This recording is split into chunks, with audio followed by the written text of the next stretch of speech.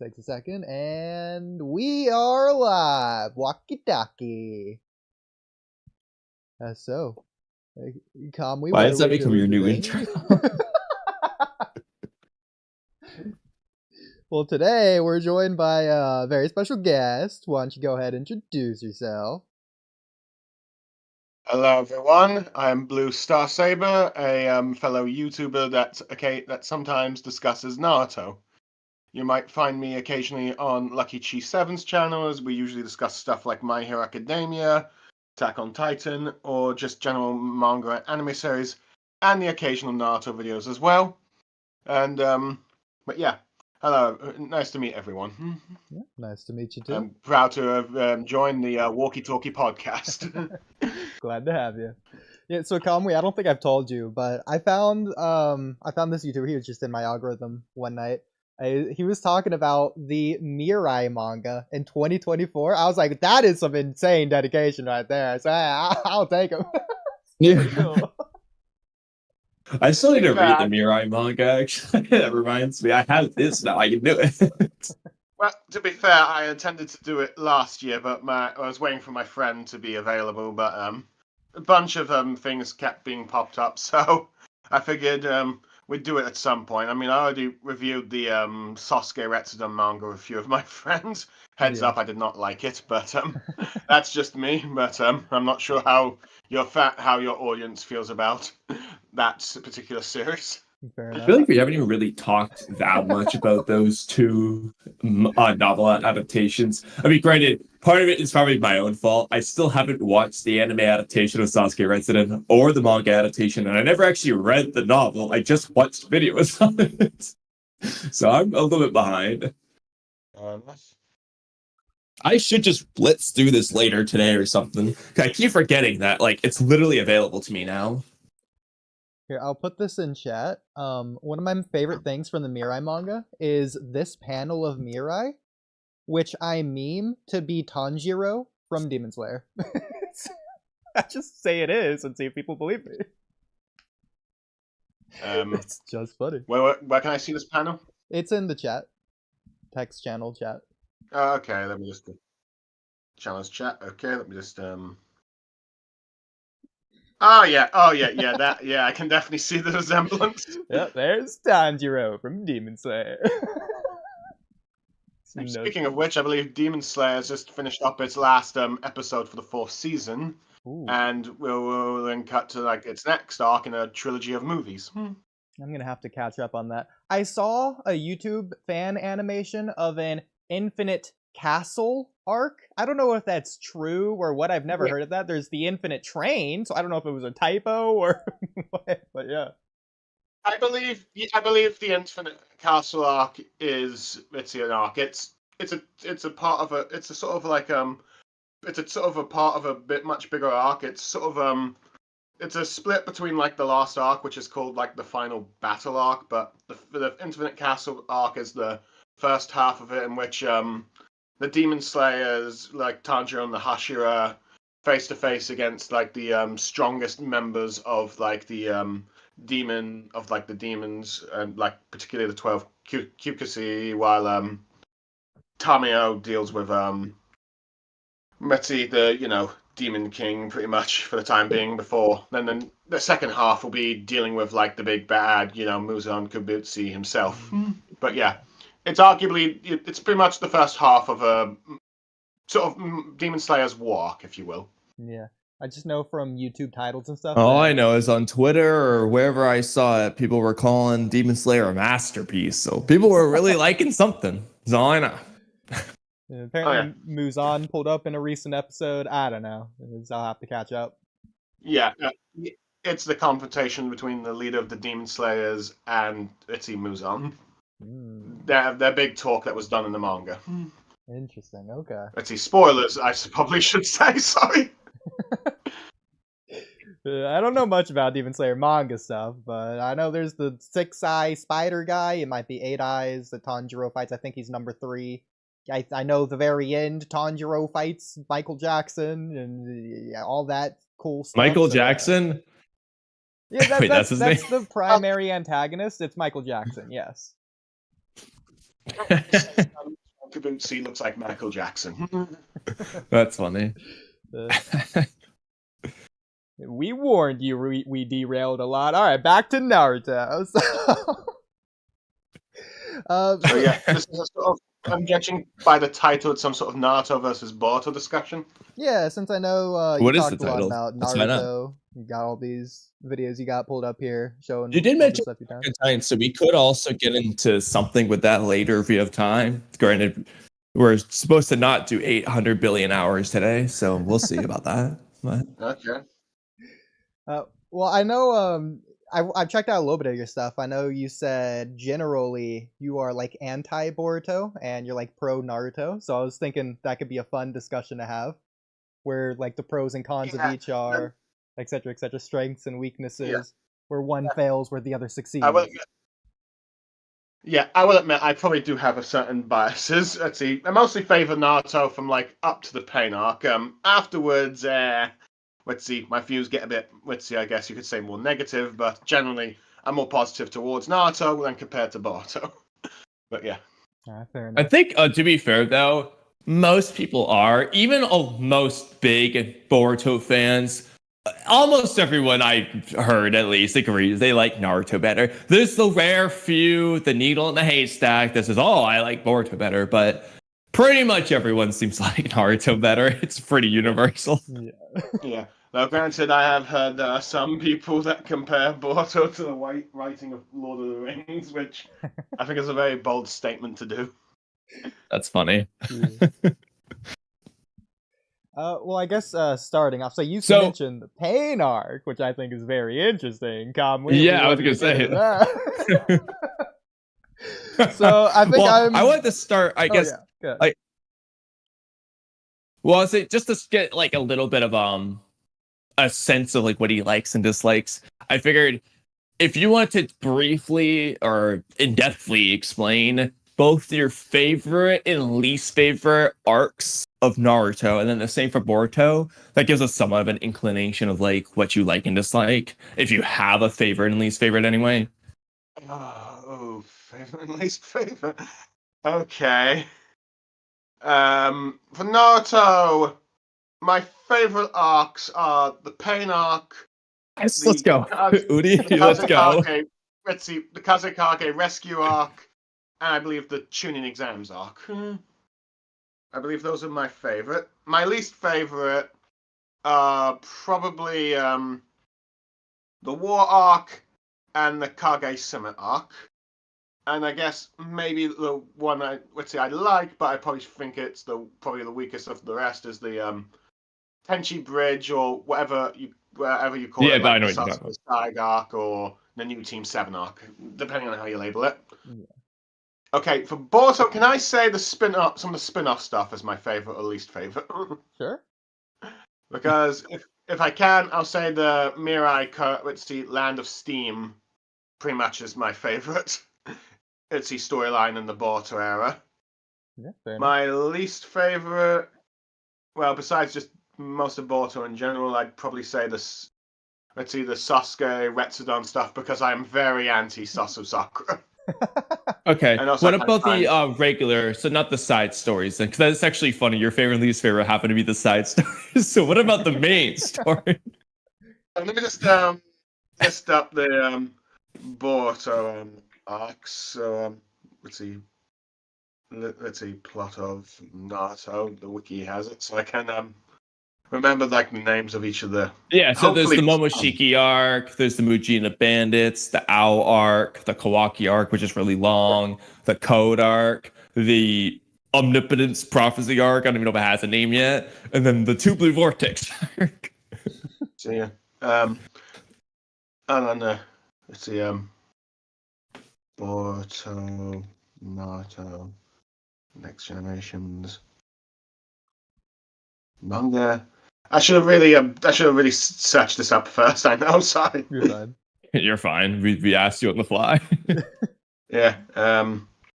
See, I think I've got it here. Should hopefully okay. I will admit, haven't fully watched the Boruto movie and fully read the versus Momoshiki arc. I do know it's the storyline. Okay, amongst these arcs, ooh, Yeah, really putting you on the fly here. I But guess, I guess. Let's see. Let's see. I have to pick probably the versus. Maybe. No, wait. No, I haven't really properly read it, so I can't really comment on that. I guess I could say maybe the Kawaki arc, just because there's some bits of the car organization I find intriguing, but I think it ruins many of its executions in many ways. I probably would say the versus Momoshiki arc or the Boruto movie if I had like fully watched or read it. But That's your favorite? as it's like Kishimoto is like involved, though granted I have some issues with that storyline myself, and mostly how Naruto is portrayed as a father. And I think the weakest one I think would probably be Namujin Bandits and the Oberton arc, just because I love that. Bandits arc is pretty much based on like a filler, seems to be based on like a filler arc.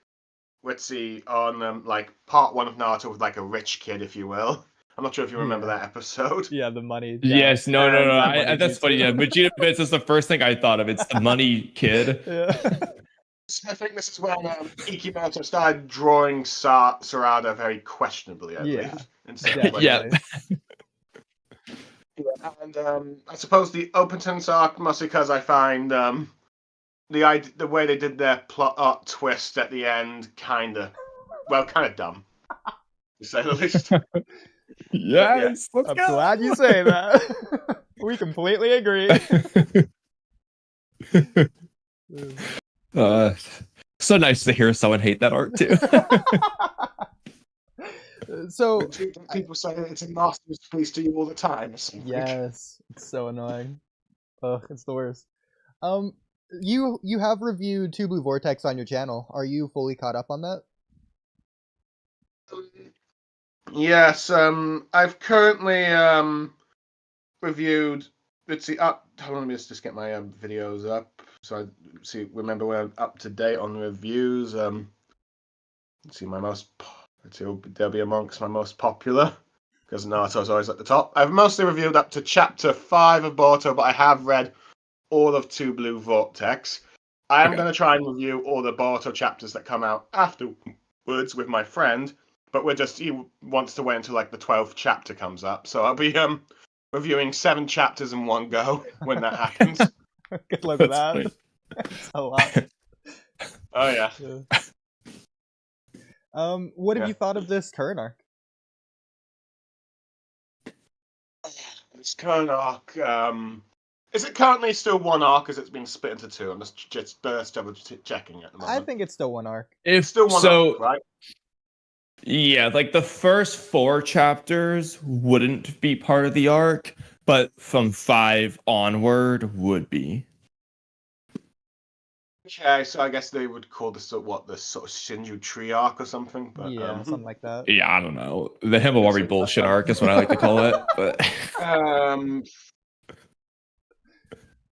to be honest, I don't really think it's really good. To be honest, the whole Himawari becoming Kurama as new Jinchuriki, the way they've done it and all that stuff kind of annoys me. Yeah. It's because it feels like, she just suddenly gets this boost of power.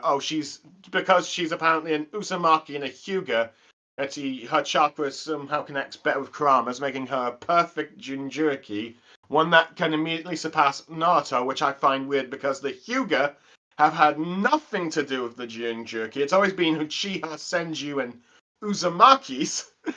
So, and also the fact that she can apparently do a tailed beast ball, and what I think is like the initial chakra stage in part 1, when it's like, okay, from what I can tell, you should be only able to do at least tailed beast balls in version 2 cloak mode. That is at least the minimum you should be able to do it.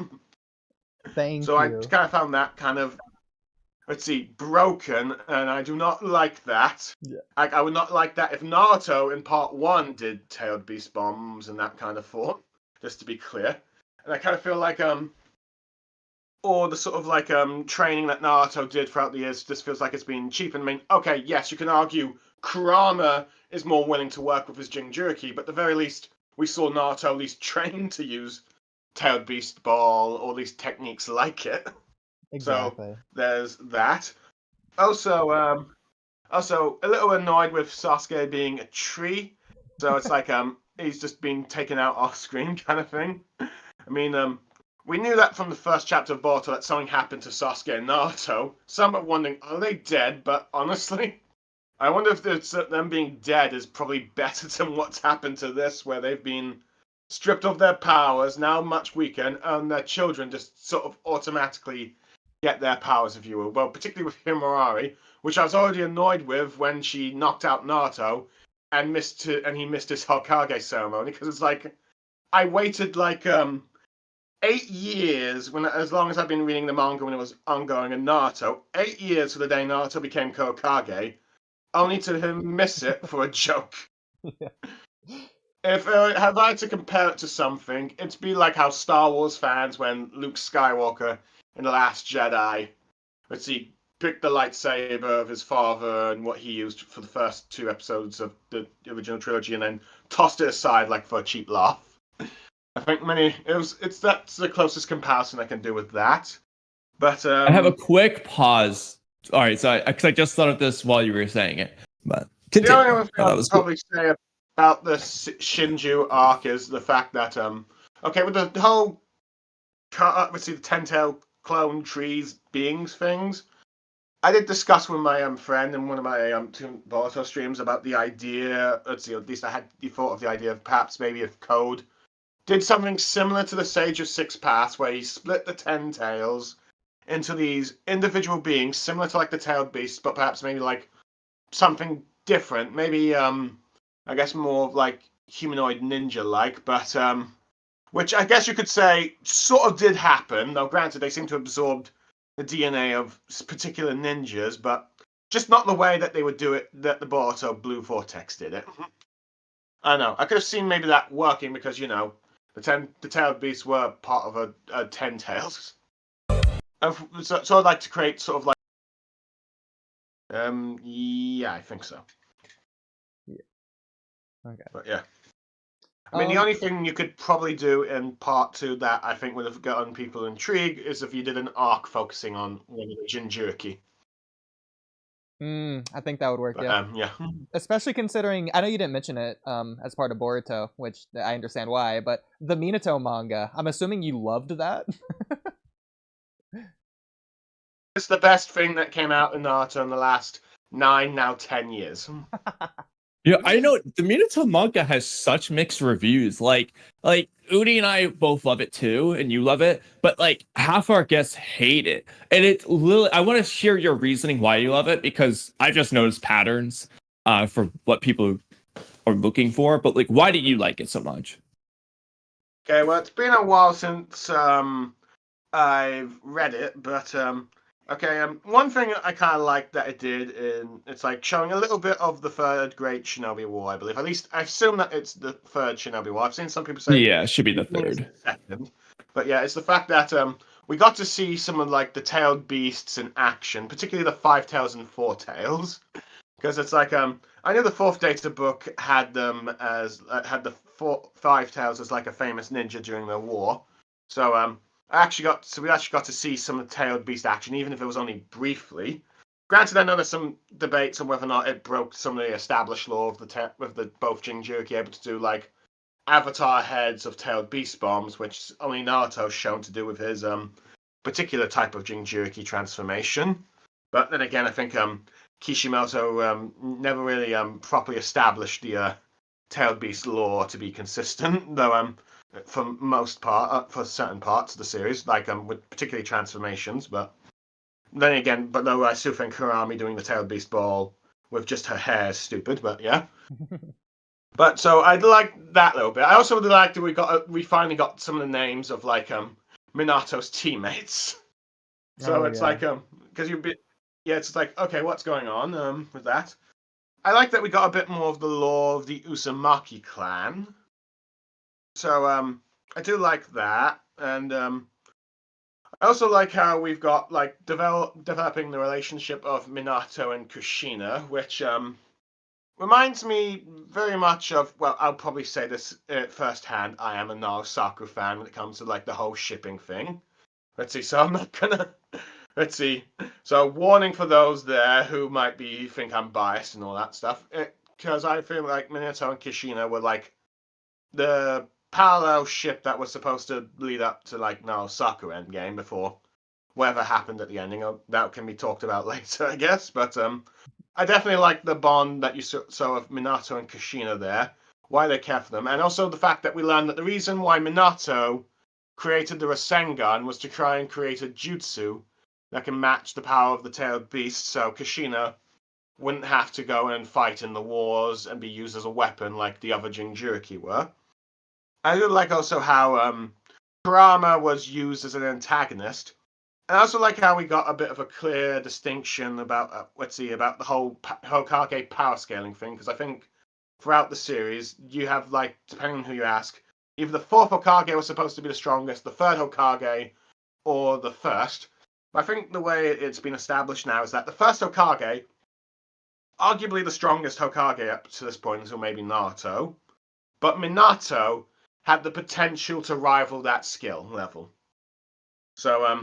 So you've got that kind of like clear example there. And I also like that Kushina is the one that named the Rasengan, because Minato is very bad at names. It's a very cheesy, wholesome it's moment. mostly for things like that. Yeah. I definitely feel like... That's why I like that one shot. Yeah. So, go on. Kamui, did you want to start? No, it doesn't matter what order. Okay. I was gonna say, I definitely feel like in some ways the Minato manga is reminiscent of Naruto the Last. In some ways, I know Naruto the Last introduces a lot more new things, but the story of Naruto the Last doesn't revolve around those new things. It revolves around the love story between Naruto and Hinata and how they fell in love, their journey.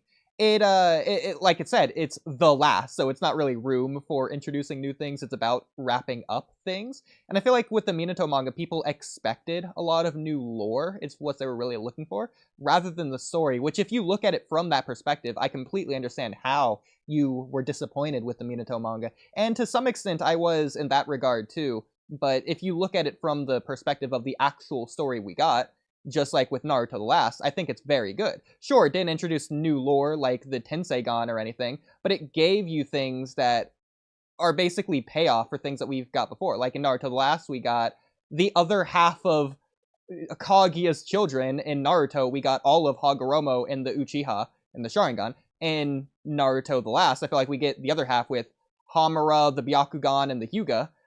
So with the Minato manga, I'm glad that the things we got are basically reminiscent in that kind of regard, especially through like the spiral versus the vortex and how that's playing into current events now. Kamui, I'm sure you know what I'm talking about when I mentioned Hot Boy in this conversation with the Uzuhiko Rasengan. Yeah, just the fact that it's called Boruto 2 Blue Vortex, it feels like they want to go in a certain direction, but my problem with it is that they aren't leaning enough into it. So if they are trying to do something symbolic with Boruto learning the Uzuhiko, and that's being passed down from Naruto, who's passed down from Minato, who is created out of the love, the desire to protect people closest to them, if they are leaning into that, I feel like they aren't doing that enough. And I would definitely love to see it if they went more in that angle. I don't think they've done enough with the Uzuhiko, because it's Naruto didn't teach it to Boruto. It's Boruto coming up with it on his own. And, like, the technique itself doesn't seem like it's meant to protect others. It's to protect the planet, I guess, but, like, it feels like the way the jutsu works isn't really in that regard, in my opinion. So I feel like they could do more there. But I feel like they could just lean more in that direction in general, regardless of Uzuhiko. But Kamui, what do you think? Well, so kind of related to that, just kind of backtracking a little bit. The thing with the Minato manga is, like you said, too many fans were just looking for lore. To some extent, they were looking for a databook page talking about the history of the war, like the first Great Ninja War or something like that. They weren't really looking for a story, which, again, you can obviously just have both, having new lore plot coupled with a story. But Kishimoto he had to use these characters because it's literally the winner of the poll. But independent of that, I don't care too much about that. I'm really just looking at the story. So I like the Minato manga. Really but quick, the Kamui. big thing is, yes, we knew Minato made a Rasengan. Killer Bee hypothesizes it was modeled after the Tail Beast Bomb. That's like the bare bone minimum plot. But what's the meaning behind that? You don't know until you read the Minato manga. And that's where the story comes in. It's the relationship between Minato and Kushina, as well as a little bit of Minato and Jiraiya in that chapter, which I liked. And this is what Two Blue Vortex doesn't have. Like, I'm trying to write this video out, like this really long video. I should reference the Minato manga for this, but even though we already know Minato and Kushina are a lovely husband and wife couple, that doesn't mean you can't further substantiate the relationship. You can't continue to develop it, to continue to add meaning behind it. That's what the chapter does. And because of that, it just makes you care more about them, which is what you want. So it's like, it was very well done for the story purpose that it intended to do. And then in regards to Uzuhiko, you could very easily take that concept and apply it here, but they haven't even tried to. I'm not even going to say that they've given any effort whatsoever, because all they did was make a new Rasengan. They haven't discussed Boruto's meaning behind it. It's very much has been like a very plot focus. It's just, yeah, you're trying to destroy the planet, bro. Well, here you go. Bite back. It's not like Naruto trying to learn the Rasengan because he's trying to catch up to Sasuke with the Chidori. It's not like Naruto learning the Rasen Shuriken because he's trying to catch up to Sasuke, who's way ahead of him. It's not like Minato developing the Rasengan so that Kushina can not be sent out to war. It's just very superficial. It's just, I made a jutsu because you're strong. And oh, whoop-de-doo. What's the story about that? And we, the audience, can draw the connections or whatever, do the analysis, but if that's not in the series, then the series itself is lacking that depth and complexity, the nuance there, that really defines the through line that I feel like Boruto lacks. It doesn't have the substance that the Minato manga has.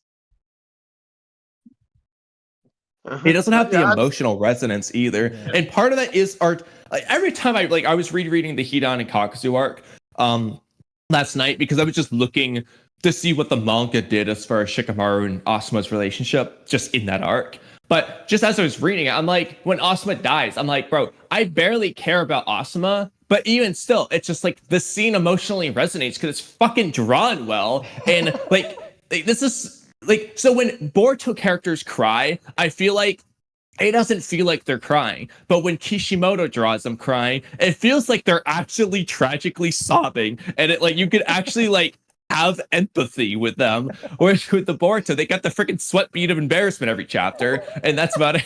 I'm just like...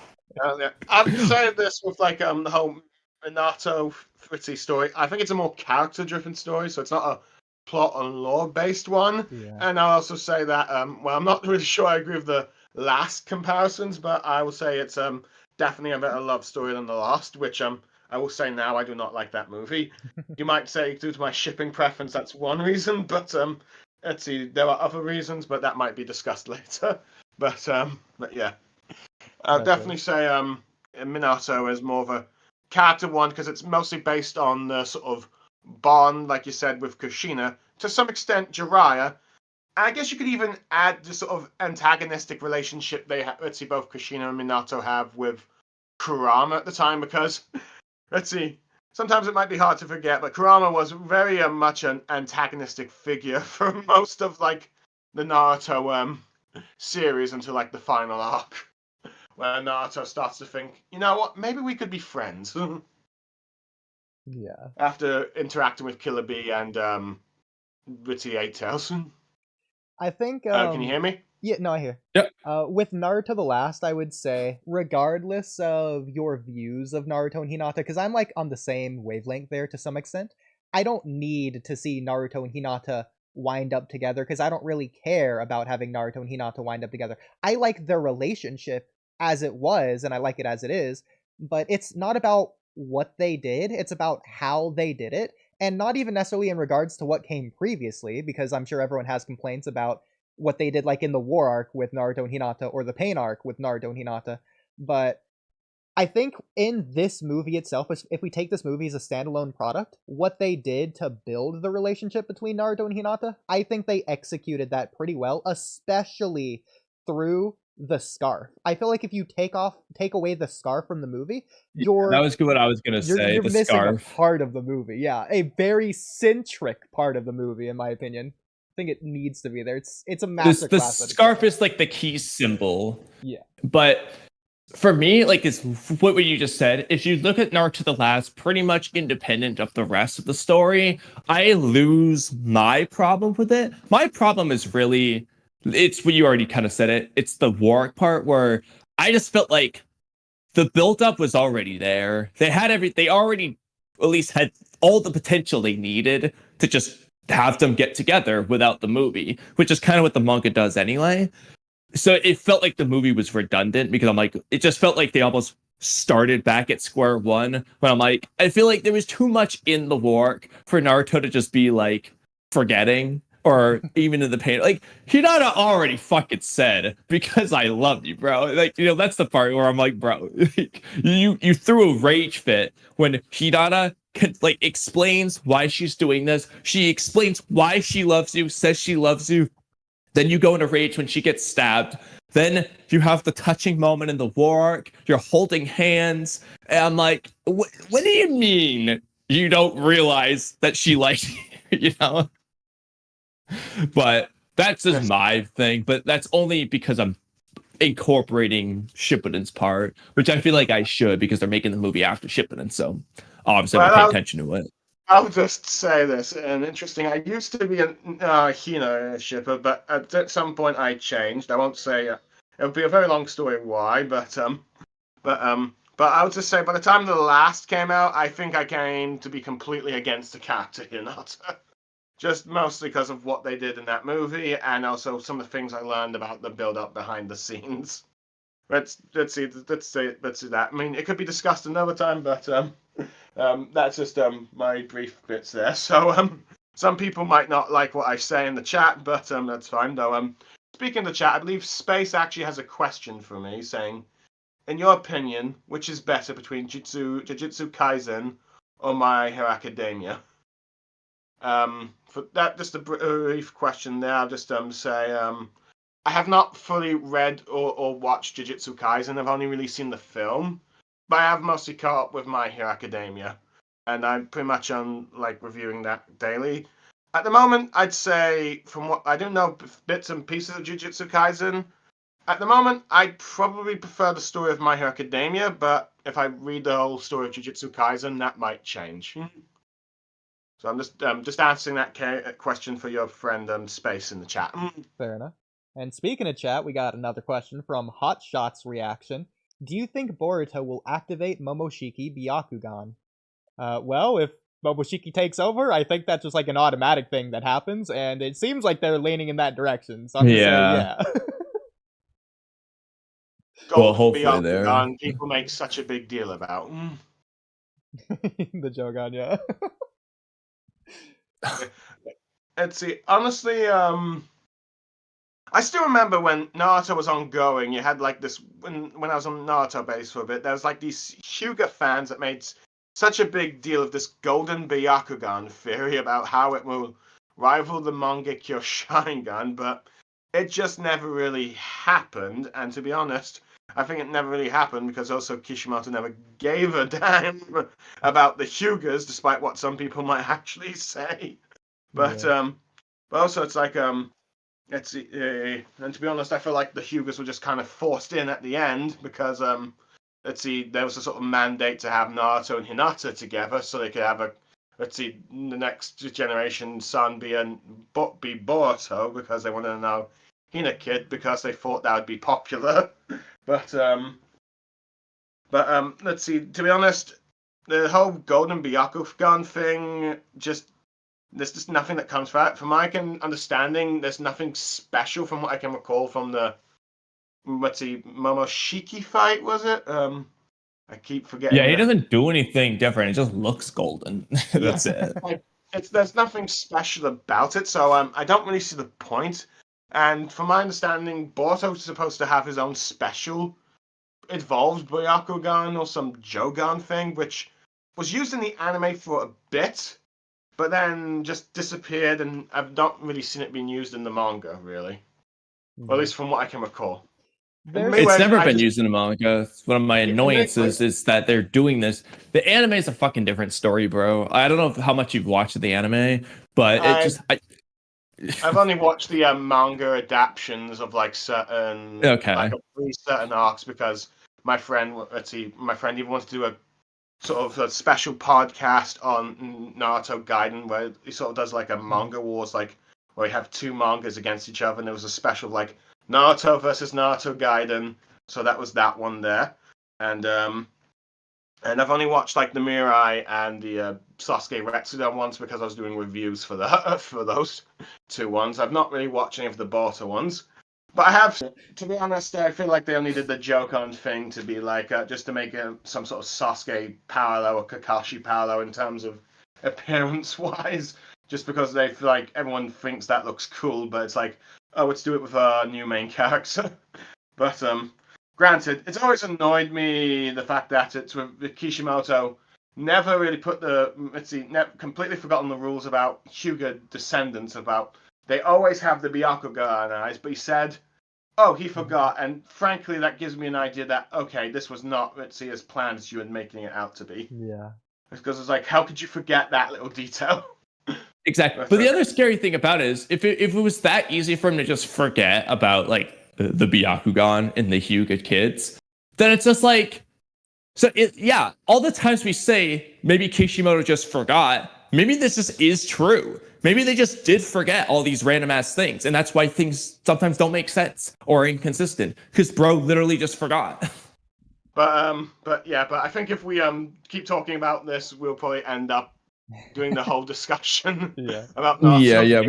We can just call it good for now. I feel like it's just inconsistent. So let's see, Naruto versus Boruto. So let's see what particular thing we'd like to discuss about Naruto versus Boruto.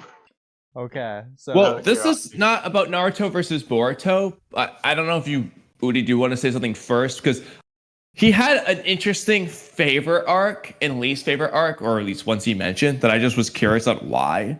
But I don't know if you want to wait on that. How long are we into this? We're about an hour, 11 minutes. We'll, quickly we'll move on to Naruto last. We'll stick with Boruto for just a little bit longer, if you want, in this case. Okay. Yeah, so... That's fine, because I remember which arcs anyway, so... Okay. A couple things you said back towards the beginning. We'll just address whatever we want, I guess, Kamui. I guess I'll go first, doing one thing at a time, back and forth. The first thing, honestly, the whole Sasuke Boruto training flashback thing probably should have been itself a sort of mini arc, just so we can see, okay, get an idea what's gone on, and then see what happened to Sasuke at the end, instead of just rushing it and then having an off-screen Sasuke defeat. Because that was I know, at the very least, like I said this when I was reviewing the chapter, at the bare bones minimum, keeping in line with what they were going for, they should have just slowed that part down and actually like had a multiple panels showing Sasuke fighting those claw grime until he was taken down. So you've got him like slashing, taking them down. Eventually he gets like bitten by one as he's still fighting, and then he just gets overwhelmed. But you like show like it's almost like a horrific scene Boruto has to watch. It's Sasuke going down in front of his eyes. Show that kind of situation, yeah. Exactly.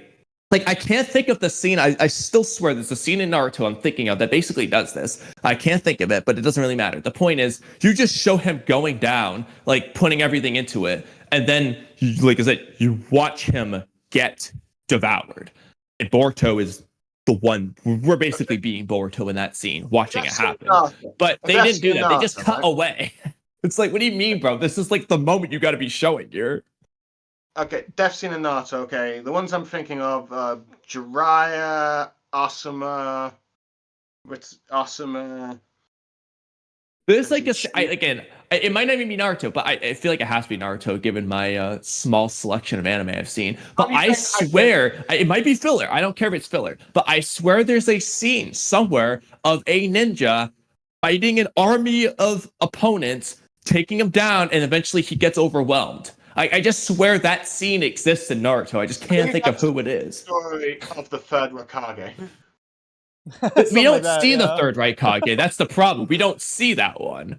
Okay, but yeah, It works in concept.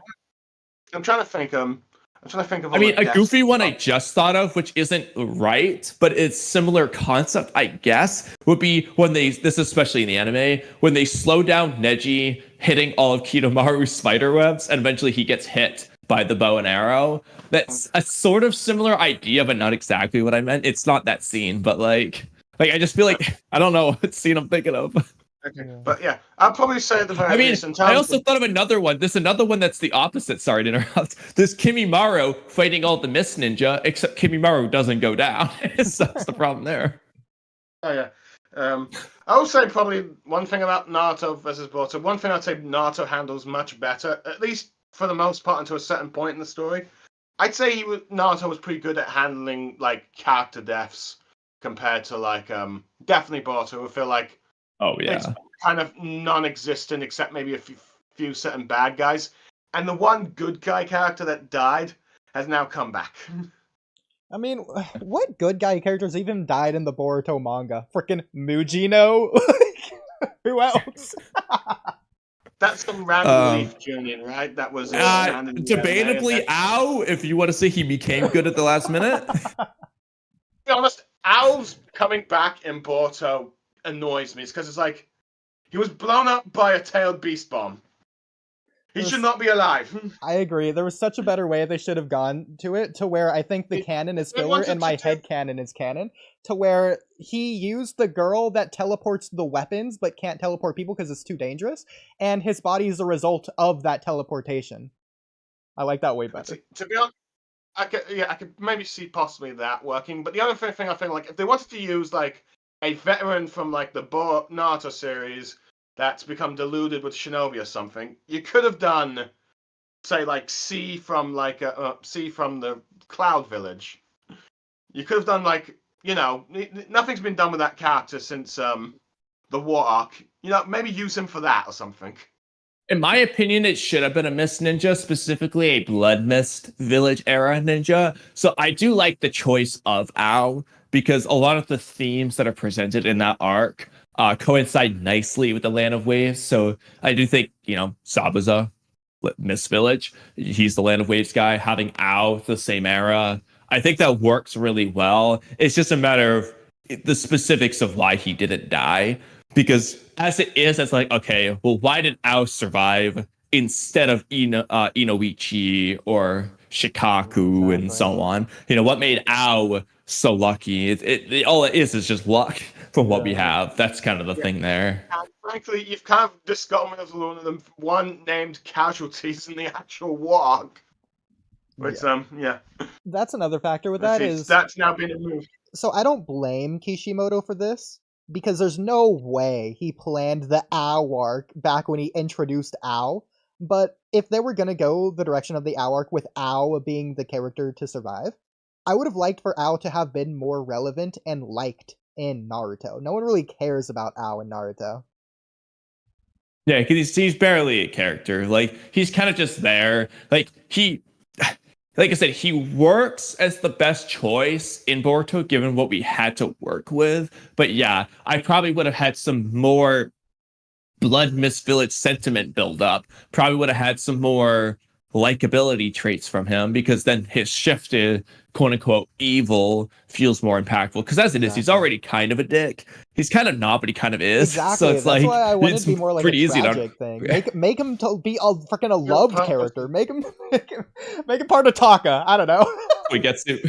Yeah, exactly. Yeah, Soigetsu. Soigetsu is someone who actually could have survived. He would turn into water, but then he wouldn't be injured, so he wouldn't need Gaara. I'll probably say a few things. The only purpose of Ao was to expose Danzo's right eye for being like Shuisui's Sharingan. I think that was literally the only purpose Kishimoto created it for. And the other thing is, one thing you could have saw, if you wanted to make it a Mist Ninja, one thing that Kishimoto probably should have done was added a few more Mist Ninja characters during like the whole Naruto storyline. Let's see, particularly like maybe have another good guy swordsman or swordsman that was still loyal to the village. Chojuro would have been interesting actually for that. If Chojuro, granted, this doesn't work since Chojuro's the Kage, but if Chojuro was the Kara member. To be honest, I kind of feel like the only reason Chojuro is like Mizukage is because he was the only alive missed character. Like, Soigetsu wasn't in the Mist Village. That's why. Yeah. Yeah. To be honest, yeah. But honestly, it definitely feels like I just feel like everyone when it comes to Rokage, Tsuchikage, and Misukage at the epilogue of Naruto, I feel like they were all just random. Yeah, like Ao was just a walking plot device in Naruto. Which, to be fair, it's not like that's a bad thing in Naruto. It's just definitely not a good thing. Like, I'm not gonna say it made Naruto worse, Ao's inclusion or anything. It just didn't really add much outside of what he did for the plot when it demanded it. Yeah, like I mean, like and like on the bright side, like in fairness, Ao wasn't a character who was just there all the time. It was kind of like he was there. They introduced him in a reasonable way. He did his one little reasonable thing, and that was kind of it. And then they kind of, for the most part, took him out. He's the water bubble guy in the war, but you know, they're not spending too much focus on him, and they're not overusing his plot deviceness in Naruto. It's kind of like it's pretty minimal. So I think it's pretty excusable, unlike a certain someone in Boruto. Yeah. The Five Nations aren't really used in Boruto, at least manga-wise. No. I had... Even in the anime, like how much the Mitsuki desertion arc and the Mist Village field trip, that's about it, right? Yeah. I had one more Boruto topic. Kamui, I don't know if you had one more or not, or two or three, I don't know, but... Well, there's a lot that we could do, so I'm kind of just like figuring out on the fly which ones we're already discussed. I had one more thing to say on something he said interesting that I thought. So the thing that I thought was interesting was you mentioned the Kawaki arc as your favorite arc, but you did say there was a couple things that you think they could have executed better. I know you've addressed a little bit on your channel, but I was hoping you could give the rundown here of what in particular you think they could have addressed better in that Kawaki arc. Let me just get it up so I can let's see, recap some stuff that happened. Okay, let's see. One, I suppose, like the whole reveal of that Jiraiya clone. What was his name again? Oh, Kashin Koji. Actually, this is a little bit random. I'm pretty sure his name is actually Koji Kashin if we say it in English, but like I don't like that, so we're saying Kashin Koji. Yeah. Well, I think he's one of the more intriguing characters that Kara had. I feel like making him a clone of Jiraiya feels a bit cheap, and I'd rather have had him as like an illegitimate child of Jiraiya, and sort of make that more like a personal antagonist to Naruto's, because it's like let's see, the sort of godson versus like the blood son, if you will. I feel like that could have been more interesting of a conflict. And have you read Fairy Tail 100-Year Quest by any chance, or? I have not, but Oodie may have. I have not. Okay. Neither. Let's well, I won't spoil it, but let's just say it's a sort of sequel to Fairy Tail. But let's just say there's a character that's related to one of the characters that had a huge impact on the main character, and he sort of serves as a sort of antagonistic role for the series that's similar to what I've described with what I feel like you could have done with Naruto, and arguably this legacy of Jiraiya character with Kaji and Kojin. I think that is one aspect I think you could have done well. I do kind of like one thing I think of, like, okay, another member of Kaguya's clan. Look how I don't really like the Otsutsuki in general, but if like the clan members are a thing and Kaguya had like a partner, I guess I found that kind of interesting as well. But I just feel like I found his motives and like long-term planning to be kind of weak. But But I do like they just weren't expanded upon, in my opinion. It's not that they were weak. It's just that it felt like there was more to it, and we just yet to get that, if we ever get it at all. But yeah, I suppose I did like a little bit of the Naruto and Sasuke team up, though. I think it's much better done in the anime. So I think there's that. okay, Naruto adopting Kawaki as a son. I can see Naruto. To me, that's the most in character thing I've seen Naruto do in Boruto, of like helping this orphan, maybe treating him like a son, if you will. Though granted, I sometimes joke with some of my friends that Naruto seems to favor his adopted son over his blood son a bit more. So there's like that little aspect I liked. I Now think the really quick, whole I think there is some truth to yeah. that meme, as funny as it is. It goes back to what we were saying though about how Naruto isn't like abandoning Boruto and Himawari. Rather, he's investing so much time on everyone, including them, that to them it feels like he's split his way so much that he's not even there for them. Like, it's not that he's favoring Kawaki over Boruto or anything like that. It's the fact that he's treating them equal, which from Boruto's perspective, he shouldn't be treated equal because he's his son.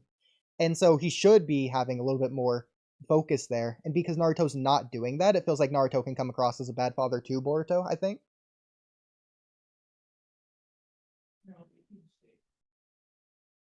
Ghibli, I suppose you could say that's the case, though. There you go.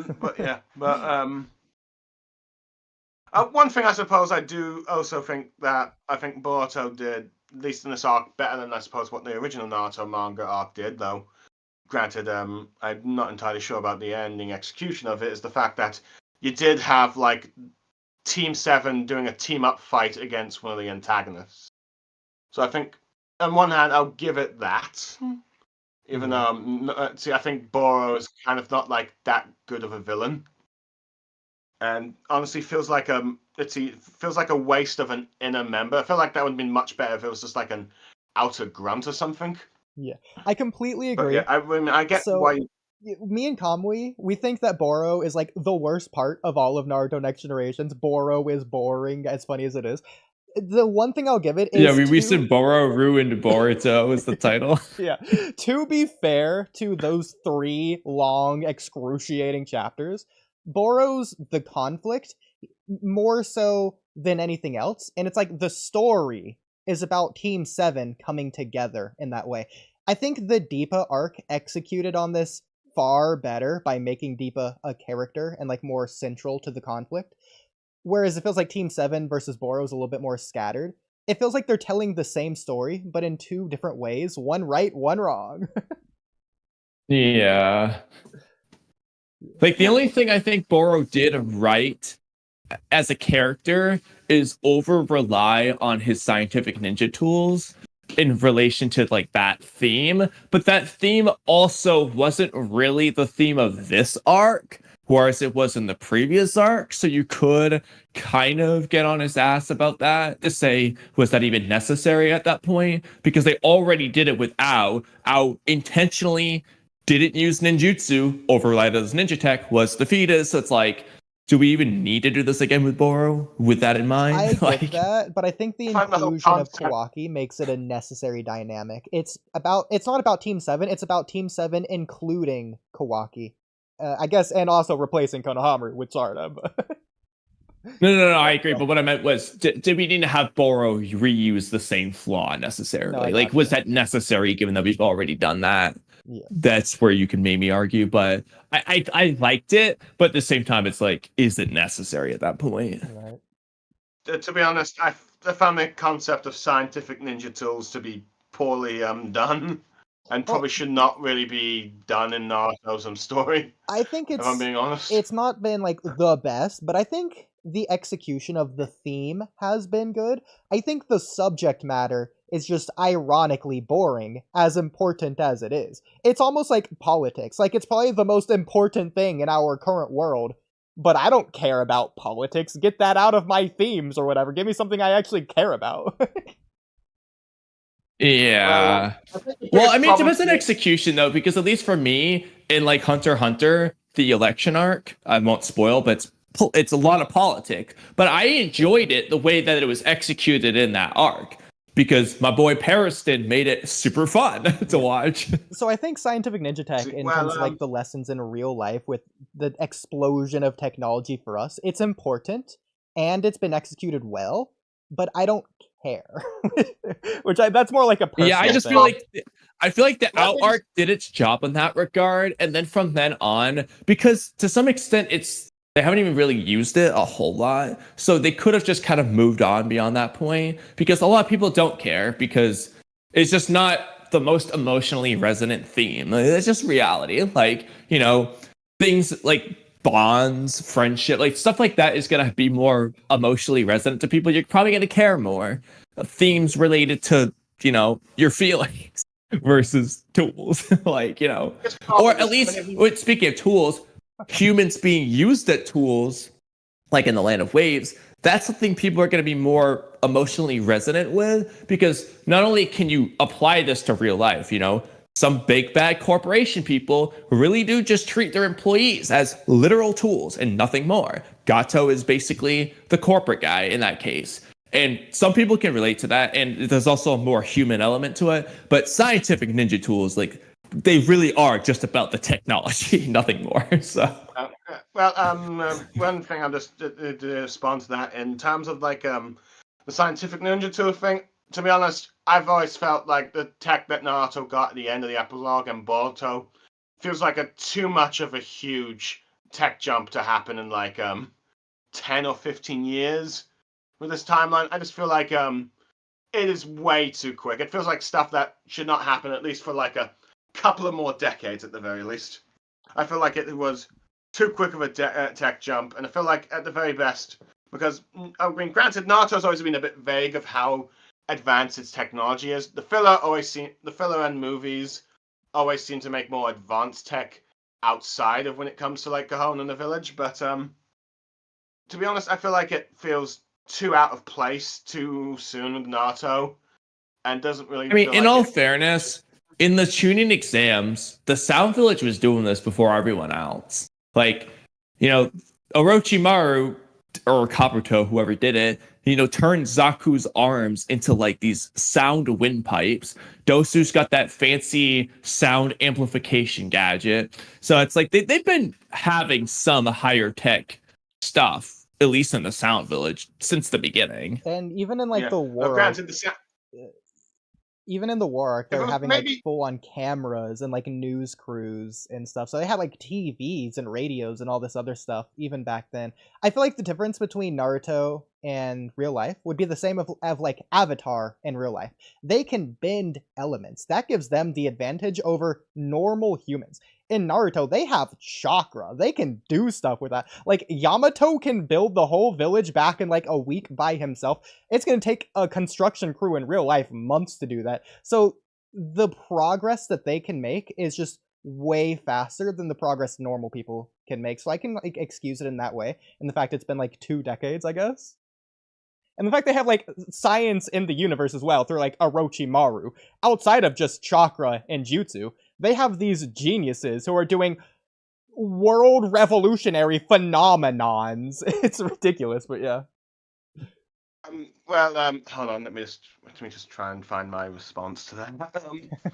Let's see. The sound tech. Okay, I suppose you could argue, but it's not like robotic tech thing. It's like okay, it's like something like that. It's not like a cyborg arm kind of thing. So I don't think you could go to that quickly with that from just that. And there was some like vague television and radio thing. I think the whole news thing was more of an OVA Omake thing rather than actual modern thing in Naruto. It's in the war. But yeah, it's that sort of like news stuff was only in like this Omake in the anime, but the whole TV thing, from what I can recall, it's like they had like these very limited power and source kind of thing. Yeah. To be honest, for me, and so I don't think, and the radios weren't, I think, as too long. But to be honest, I find the idea of like because this is more of something that happened in the last, is the fact that in the last you have mobile phones. 2 years from the Naruto, from the war, and now you have mobile phones. I mean, I just find that's just too quick. It's like you've not even had telephones yet. You've not had like proper telephones yet, and they normally had radios. And like the biggest form of message communication was messenger hawks. No, that's fair. Which I can remember from the Kage Summit. because No, that's what's that's like actually in the funny though, foreground. because early on in like the freaking Land of Waves arc, they've got those radio call things that they're using like AirPods to talk to each other to catch the cat, The walkie and then talkies. like Yeah. that just goes away. Ironically enough, walkie talkies. To be honest, I think this is more of just. I think, Yeah. to be honest, I think this is more of just the biggest problem of Kishimoto not really doing proper bit of world building on like Yeah. what kind of tech is and not in Naruto, and just how quickly it could advance if it got to like. I think it's because epilogue. it wasn't the focus in Naruto. That's the honest truth. They Yeah. kind of it was a little bit probably random and inconsistent because to a large part it wasn't really the focus outside of maybe you have the whole the sound team thing where Zaku's like you're looking at the jutsu of the future to Rock Lee because of all their gadgets and shit. But outside of like that moment, it really wasn't like a focus ever in Naruto. Yeah, and the sound, they were pretty much only antagonists for this one arc, and pretty much all of Orochimaru's sound subordinates were pretty much dead by the time part 2 started.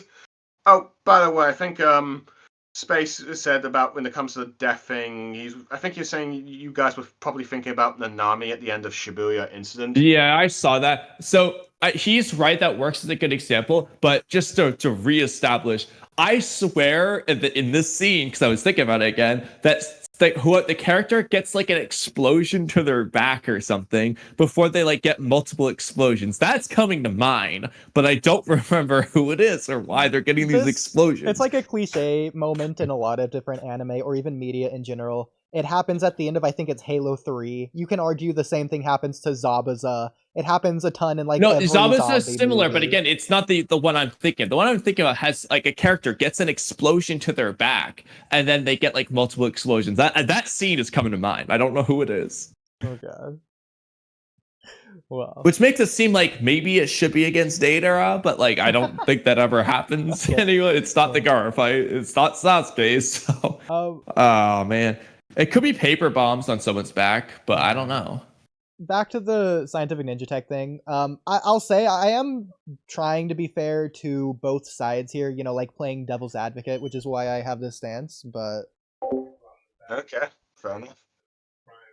But yeah, but one thing I'll say was too much was the chakra lightsaber. That's fair. They do have like whole scientific divisions, you know, it's research and development dedicated to this, and they have like those genius scientists, Katasuke or whatever, doing the same thing. But again, it is like you said, it is completely in the background. So if it is world building, I guess it doesn't really count. And to be fair, it isn't like revolving in the story. So it's to the extent of how much does world building need to be a part of the story rather than part of the world. It's an interesting like narrative conversation, I think. But I do agree with you because it's so far in the background. It's easy to just forget or just not even notice it in the first place. Yeah, I feel like if it was built up in sort of side plot kind of bits throughout the story, and then at the end you had like this like big tech thing combination of all the things that happened, people might have believed it because One Piece kind of did this with its second half of its series in the New World, where it introduced all these different types of scientists and concepts of like with their tech, with cybernetics, cloning, with the ability to like copy devil fruits and all that kind of stuff. And then when it came to like the main scientist, which is in One Piece is Dr. Vegapunk, he was able to do a combination of all those and arguably surpass all the other scientists. And you kind of see like what he's done with arguably with some of these antagonists that are going to be part of the final part of the One Piece arc, if you will, the Seraphim, what they're called. I'm not sure if you read One Piece, if you know what I'm referring to. Neither of us have, but like every guest we have on has. It's just kind of funny. Okay. Yeah. Okay. I'm surprised that you haven't, since Naruto and One Piece were regarded as part of the big three. Yeah. I mean, haven't seen Dragon Ball. Fair enough. But yeah. A little bit of Bleach. But one thing I'd suppose Naruto also did better besides character deaths, I think, for the most part, I would also say is like the whole plot line of like someone being a host to some sort of like monster with like Naruto and the Nine Tails and Boruto with like the Otsutsukis. Yeah, they're definitely doing I kind of feel like there. Go ahead. I see, granted, I sometimes feel like the Jinchuriki plotline wasn't always the center focus, particularly when Naruto was trying to chase after Sasuke. But I feel like for what we got, it was much more handled better than the whole Otsutsuki host thing. Sure. But Yeah. It's like the but I do whole feel like it was just a sort of genetics angle and all that. It's just weird. Doesn't make any sense. Yeah, there's a don't lot really- of nuances with how they did the karma stuff that kind of annoys me, but that Yeah. doesn't seem to be what he's getting at.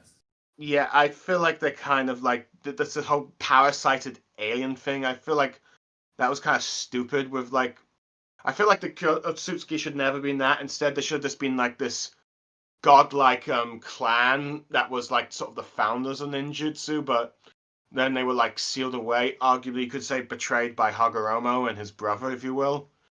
If you want to do something with that, and only now after the events of Infamous Tsukiyomi, they've kind of been released, and they're about to try and exact their revenge or take over the ninja world or something like they used to.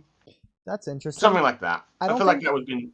I I don't feel think like that would have been better. Yeah, I don't think there is an unbiased perspective on the Otsutsukis because obviously the Otsutsukis hail themselves as God, but then humanity, specifically Amado, views them as parasites. But we don't have like a third person omniscient narrator. But he also perspective. views them as gods, so I don't know anymore. Well, He changed his mind at chapter 75. Now they're just gods. okay.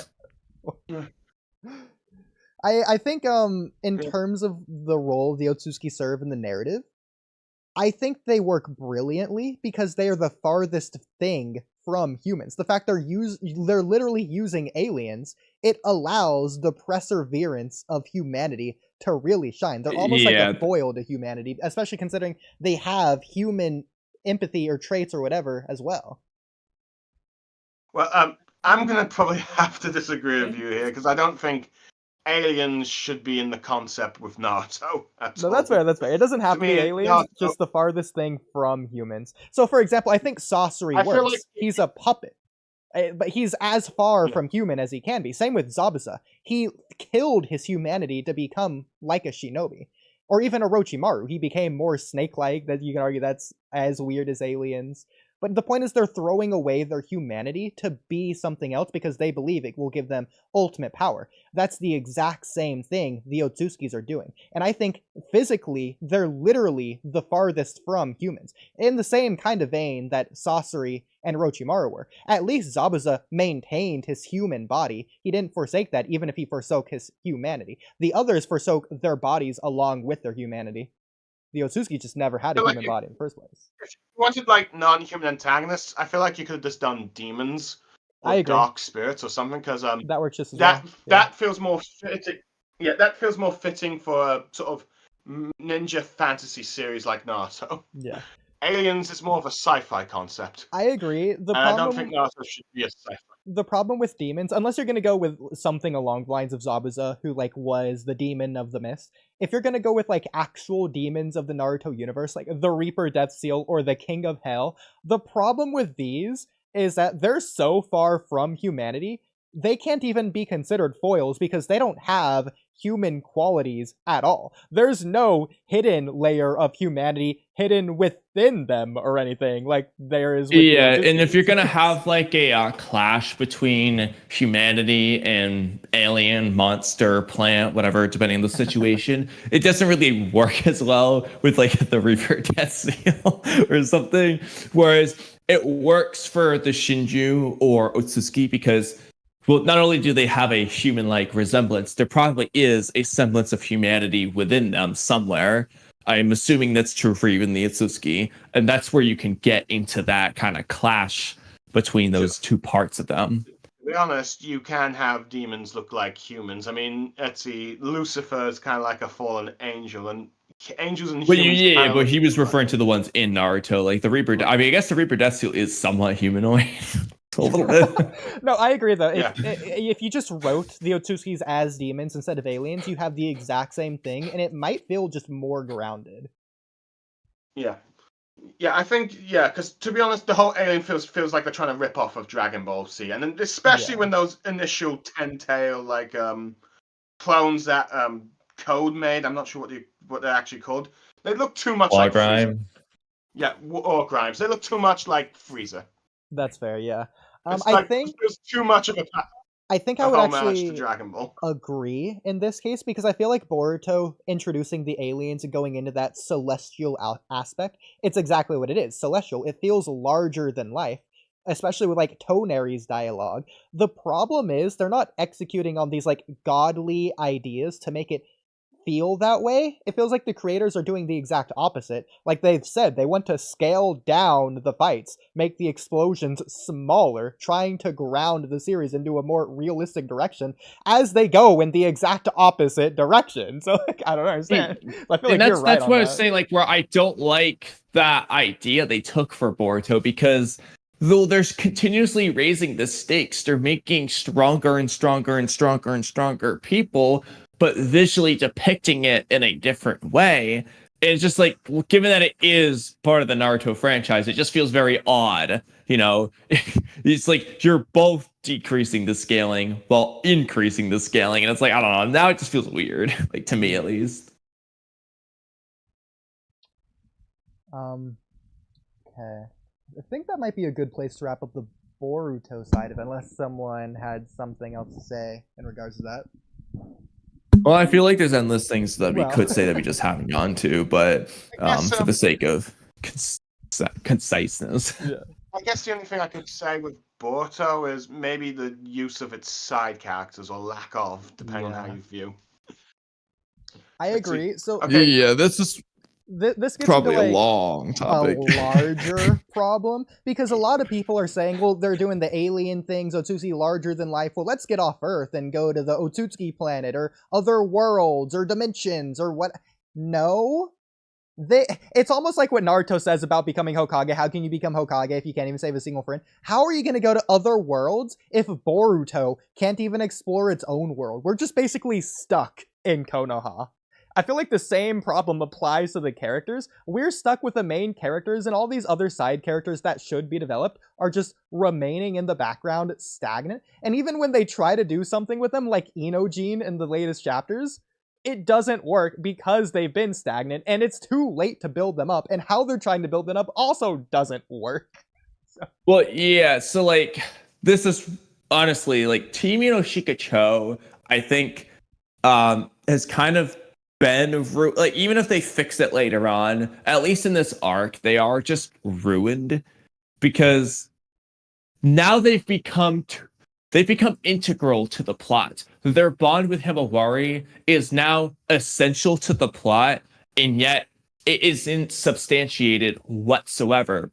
There are no touching moments developing their bond. There are no moments establishing the meaning of their bonds, and so on and so forth. I'm gonna do a whole video on this, but like, because I hate it enough that I'm like, I really want to do like an actual narrative analysis of this shit. But it wouldn't matter if the bond wasn't important to the plot.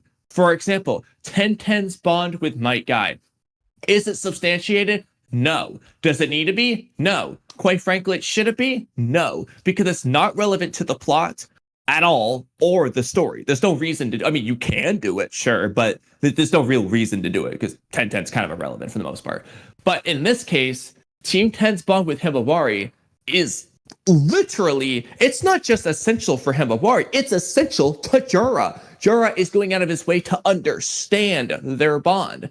And then you have Himawari's reaction, all the character, like, their bond is literally the thing of the arc right now, plot-wise. And yet there's no elaboration of their bond whatsoever. That's the problem, in a nutshell. I don't think they even interacted with Himawari in the first half of Boruto. At least No, they did Exactly. not. Never even ran into each other in the manga. Yeah. So it's like, let's see, I don't know why this was like included, to be honest. And also the fact that one of the antagonists is based off of Mogure the Sensei, that has never been developed, which frankly she's been completely irrelevant in Boruto. The only thing we know is that in the notes is that apparently she has some sort of wood style like abilities, which I feel like that's kind of stupid. We didn't even see in the manga. She uses art style instead. I agree. It feels like, random and out of nowhere. The one thing that I'll give Moegi that I can't even give Team Ino Shikacho is at least Moegi has nostalgia behind her. You can't say the same about Ino Shikacho. They aren't legacy characters. They're not only new, they're irrelevantly new. Yeah, and honestly though, like that isn't really my problem. Like, never mind. Obviously, it would be nicer to have a little bit of a part one build up, even just like if it was like at the very last chapter. If like the end of chapter 80, we just see Himawari approaching Team 10 or some shit. But like more importantly, it's just into Blue Vortex. They had so many opportunities to just do this, whether it was in real time development as the arc progresses or it's flashbacks, specifically, I guess, in the heat of the moment here, when Inojin fake dies, you have a flashback to some important moment with, Himawari and Inojin.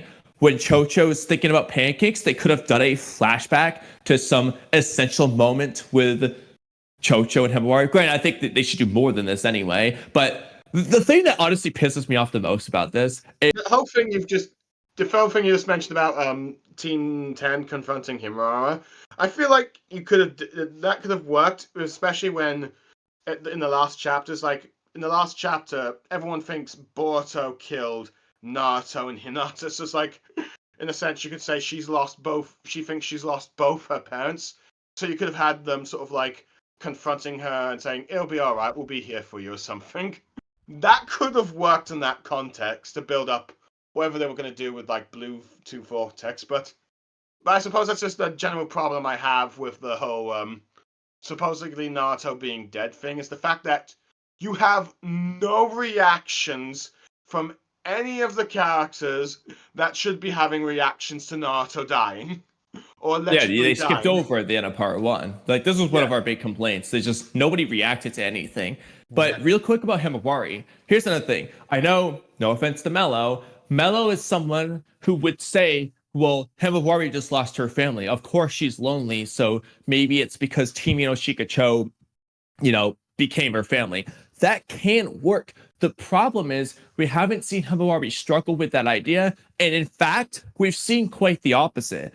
Himawari believes through the bottom of her heart that Naruto and Hinata are still alive, and that Boruto / Kawaki in real life didn't actually kill him because he would never do something like that. So from her perspective, Boruto isn't a bad guy, and her parents are still alive. She doesn't think she's lost anything. So of course she's not gonna, she might, they're not there, that's sad, but she doesn't think she's lost them. So she's not depressed about it. She literally just doesn't think it is as bad as everyone else does. So that would, yes, it's Team Shikacho's there, but she doesn't feel like she lost her family, so it doesn't work. So it's but particularly the characters which I am a bit baffled that they have not appeared at all. This one hasn't appeared in over 50 chapters. Is the fact, at the very least, you don't have Sakura and Kakashi reacting to the fact that Naruto is dead, and apparently Sasuke is helping the accomplice that killed them. Yeah, exactly. Sorry, what? Let's see. Dukami, were you trying to say something, but I didn't quite hear it? No, I was muting myself. Oh, okay, it's okay. Yeah, you'd probably think that let's see, they would at least pay attention, because Kakashi, it's your beloved student is dead, and your other beloved student is helping the killer. And for Sakura, even though I absolutely do not hate this, on one hand I'm probably glad that there ain't any her moping over some Sasu stuff, is the fact that your teammate and probably best friend is dead, and your husband is helping the killer. It's no reactions from that at all. How are the other 5 Kages reacting? It's Naruto is sort of the center character that was keeping the shinobi world at peace. You could say arguably the deep power thing could cause some chaos with it, but that never really was addressed. But now that he's gone, shouldn't there be some worry about what about the balance of the shinobi world? can the peace between all the nations and villages happen? Will rogue ninjas try and make a move with him gone? Bro, this is something they had the opportunity to play with too. You are for all these speaking reasons. our minds verbatim. It's crazy. We've talked about all of this. Even the personal aspect. Like, Gaara is one of Naruto's closest friends. How's he gonna react? Or even the Boruto or Kawaki situation. They're rogue, they're threats. Even through omnipotence, they think Kawaki's Boruto. Well, Momoshiki, he's still a threat. With Naruto and Sasuke gone, why is this not being addressed? Yeah. I mean, well, in fairness, they realized that, you know, Kawaki doesn't have Momoshiki like they thought, but like there's no question of, okay, then where is he then? They just moved on. Yeah. Didn't care. Anyways, going back to something like I think Space in the chat said about what I make of My Hero Academia and Jujutsu Kaisen.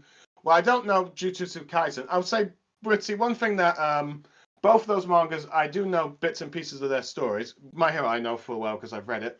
One thing I'd say they've probably done much better than what Boruto did is when what happened when All Might was forced to retire and Gojo Satoru was sealed away is the fact that you got all this kind of chaos with the bad guys now making their moves and all that stuff. With like All Might retired, a lot of villains start to come out of the woodworks and do criminal activity because it's like the number one hero, which no villain could defeat, is now retired. So they are much more free to do as much crime as they possibly could, and to eventually build up to like the Paranormal Liberation Front.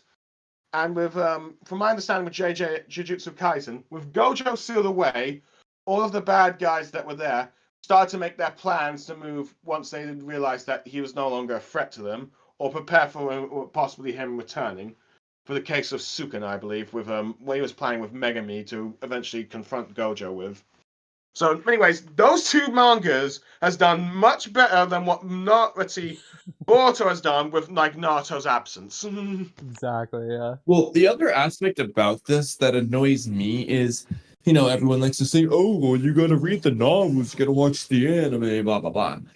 Okay, if you do that, you're gonna realize why this doesn't work. Because in the novels, it's made clear, the Shikamaru Hiden novel, Kurotsuchi and Chojuro, as part of the Alliance, were debating on, like, just breaking this whole 5 Kage alliance, basically, long story short, because of village interest and necessity. And Kurotsuchi doesn't even like Naruto all that much, from what I've been told. I haven't actually read the novel. I just kind of noted that. But it's like, okay, well, either Shikamaru kept it a secret somehow, which we should see if that's the case. Like, you either have to have, like, Kurotsuchi should either be taking advantage of this shit, or we need to see a scene of her, like, questioning things and Shikamaru's having to, like, come up with a lie to hide the fact that Naruto's gone. Because taking the other continuities in account, this should be a problem. It's not just us saying it. It's literally in the Boruto novels. You know, I don't want to hear that it's all canon and converging into one continuity if you're going to ignore all those side points. It's like they pick and choose. Oh, you're going to watch the anime because that's where we develop the bond of Himawari and Team 10, hypothetically, if they do that. But then on the other hand, they're like, oh, don't ignore the anime. We're going to do Mitsuki's story in the manga 3 years later. And ignore the novels. We're just going to ignore that. No. You pick one and go with it, okay? Yeah, exactly. Yeah. By the way, I believe there was someone that asked a question about why I dislike the Kage Summit arc, wasn't there? Yeah, okay. I was going to ask you that later. So, okay. Don't give me my Naruto question. This can be a good... I don't know if you want to get to it yet. Well, I guess, like, we've been on Boruto for 2 hours. I think we can start transitioning to Naruto. Before we transition, I do want to catch up on chat. Because I was going to ask you.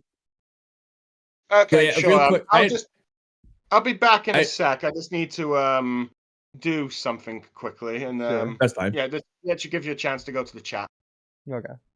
Real quick, there's one in particular I want to start with from chat. What about the Asura Pass technology? That was really weird because on one hand, it's like a jutsu, but it's also some of the highest tech stuff we've seen. Like, that's like Amato's Delta level stuff. Like those laser beams and all that shit the Osteopath's got going on. Some of the highest ninja tech we get. And it's literally like a jutsu. Okay. Yeah, I guess that's true. Well, looking at chat, Breezy, yo, what's up? How you doing? Yo. Breezy. Yeah, yo. Darishikage believes Konohamaru will become Hokage. I think this is actually a really interesting discussion that we don't necessarily need to have in full right now. But like, Konohamaru, will he become Hokage? Will he even live? If he lives, will he live long enough to become Hokage? Will Shikamaru take it? Will Naruto come back? How will it all end? Konohamaru is so tricky because part of this depends on what, because we've already talked about how we think at least one Shinju should devour their target. So realistically speaking, that's either going to be Matsuri eating Konohamaru or Bug eating Ada. If it's Bug eating Ada, that I don't think can happen yet. I think we need to get a little bit more from Ada before we go that route. So that either means we just won't get anyone doing that for a while, or Matsuri would have to eat Konohamaru first.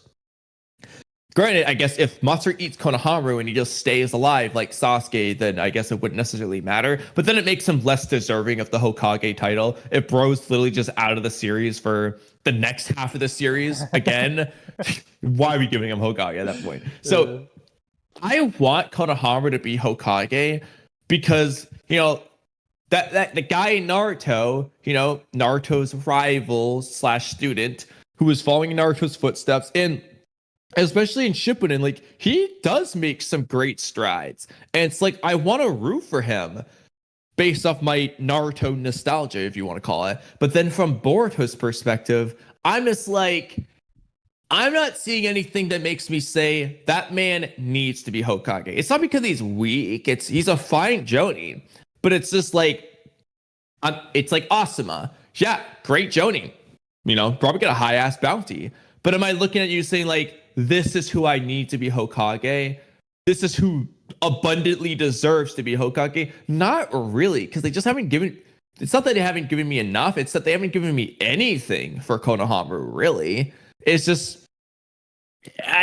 I'm almost indifferent. It's like I want him to be Hokage, but I don't know if it's like really in the story for him to be Hokage anymore. Especially given Naruto's age. I mean, is Naruto just going to be Hokage for another 20 years anyway? Well, by that point, Sarada's plenty of age to be Hokage, so it's like I don't know. Like, they kind of made Konohamaru into a joke, to be honest. Yeah. I think it's pretty cool. It's like, even against Hinari, what does he do? He loses again every single time Konohamaru gets into a fight. The whole point is, oh no, they beat Konohamaru. Yeah, I know he's strong, but can you let him like win? He's literally become the Yamcha of Naruto. I'm doing that right. Yamcha from Dragon Ball. He's the village. He's the villain's benchmark. Oh, they beat Konohamaru, therefore he's strong. That's just how it always goes. Yeah, or the Kurabara of Hakusho. Someone made to be fair, Kurabara actually wins occasionally.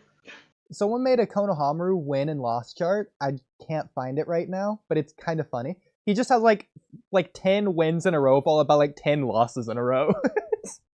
it's the only win he's had is against that one 6 Path of Pain thing. Let's see, which, to be honest, cool for his character, I guess, in like the Pain arc. I'm kind of annoyed that of all the characters that you got to see actually fight the 6 Paths of Pain, it was Konohamaru when it's like nearly all the K11 was there. Yeah. Well, this chart's including like every fight and rematch he's ever had in the anime. So it has like 20 or 30 fights on here, something crazy, including like all filler and everything, like versus Tamari, versus That's Naruto. what I was gonna say. So it's probably counting Naruto fights where Konohamaru's doing better, and then the early Boruto anime. Yeah. But if you look at the manga, Boruto manga, Konohamaru just only loses. Yeah. So like in total, based on that chart, he's won like half his fights. But like 90% of his wins are early on, 90% of his losses are later on. Yeah. Let's see. So yeah, if I recall, he also fought Jugo in the anime. Yep. Pretty cool. Yeah. Expanding on this idea again, we probably shouldn't have this discussion right now because it may be too long. I have no idea who Jura's identity is, to be honest. Yeah, I think that's intentional and really cool. I know some people have made some theories. I know some people have made some theories that it might be some reincarnation of Jigen or Otsutsuki. Though I suppose that's the only thing that kind of makes sense. Though if it's that random leaf dude that was absorbed into a tree, I'm going to be annoyed.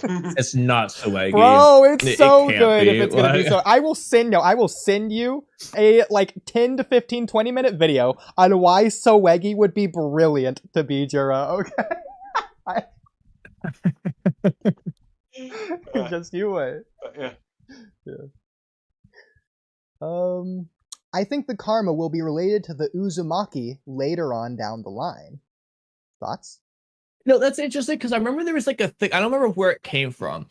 It might have been the Naruto official website, but somewhere it said that like Kishimoto said, or maybe it was the interview with Ikimoto in France or whatever the hell, I don't know, that apparently the Uzumaki club is going to be so important in Blue Vortex.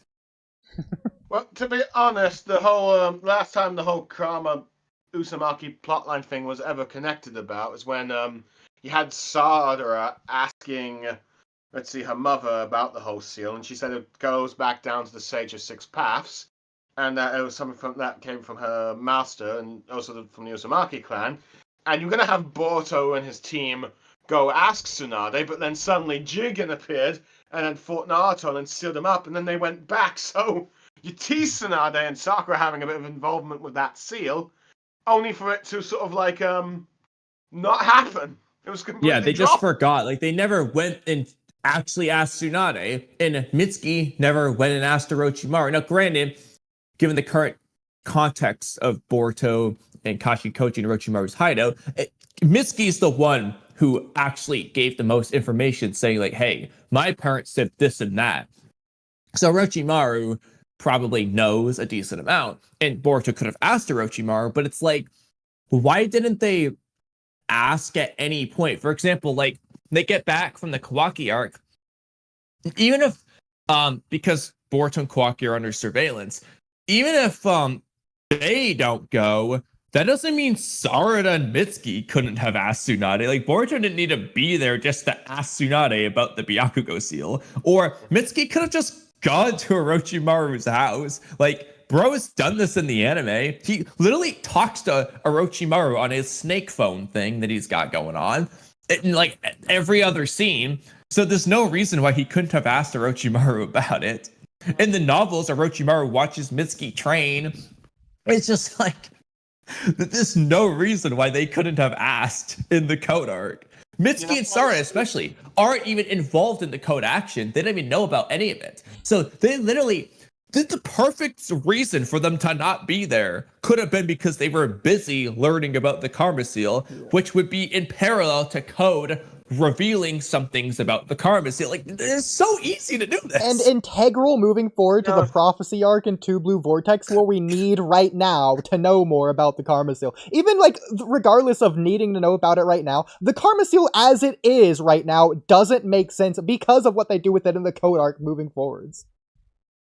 Well, a few things before that, before I get to more into Karma Seal thing, just something that I'd probably bring up, but I kind of feel like it's also a bit weird how Orochimaru and Taka are not responding to the fact that Sasuke is now being considered a rogue ninja again. That is a good point. I feel like they would make a move to that, try and ask, okay, Sasuke, what are you doing? And he has to explain, and then maybe they would try and help out. But no, the only ally Boruto seems to have is Jiraiya's clone. We don't even know how he met Kashi and Koji either. Which, to be fair, I have to imagine they're gonna like, at least, if not show us, at least fucking tell us at some point. But they haven't done that yet. Or at least go to Orochimaru. He's gonna follow your flame of wind or whatever. And the other thing with the whole Karma Seal thing, and the way they've kind of put it on like Boruto's hand and kind of thing, because before that kind of came out, I'm not sure how much you pay attention to like what Naruto fans do, but we kind of do our own sort of thing with like creating like our own like next gen kids and all that stuff. And one thing that we kind of did was do like Sakura's forehead seal. Originally, we put it on like Shinachiku's, like the Naosaku-san's hand, and when that came out in Boruto, many of us like wondering, are they copying us? And just like wondering if that's what they like the Boruto writers were doing. Hilarious. I love it. So it's like, are you? Yeah, it's like, are you literally copying every idea that we have? Because it feels like some of the ideas that come up in Boruto seems to be loosely based off of what we end up doing in our fanfics. Yeah. And fan art. But I don't know, maybe I'll show you a video about it later. Alright. Next few But, comments But from anyway, Dragon Ball Solo's Your Verse. I'll just read these off pretty quick because I feel like we can't really talk on these for very much, but people just want Boruto to be stronger cause it's newer. Kinda interesting. I feel like I was talking to Mello about this.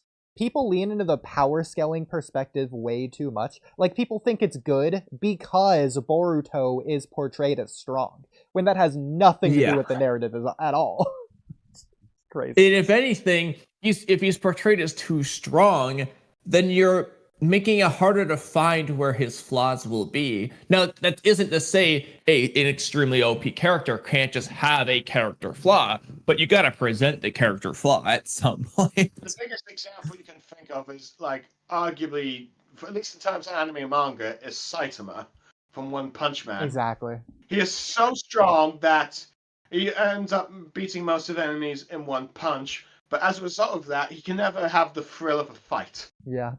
And so far, he feels a bit apathetic in certain times in the world, because it's like he wants to have the thrill of a fight, but he can't because he's just reached the limit of power, if you will.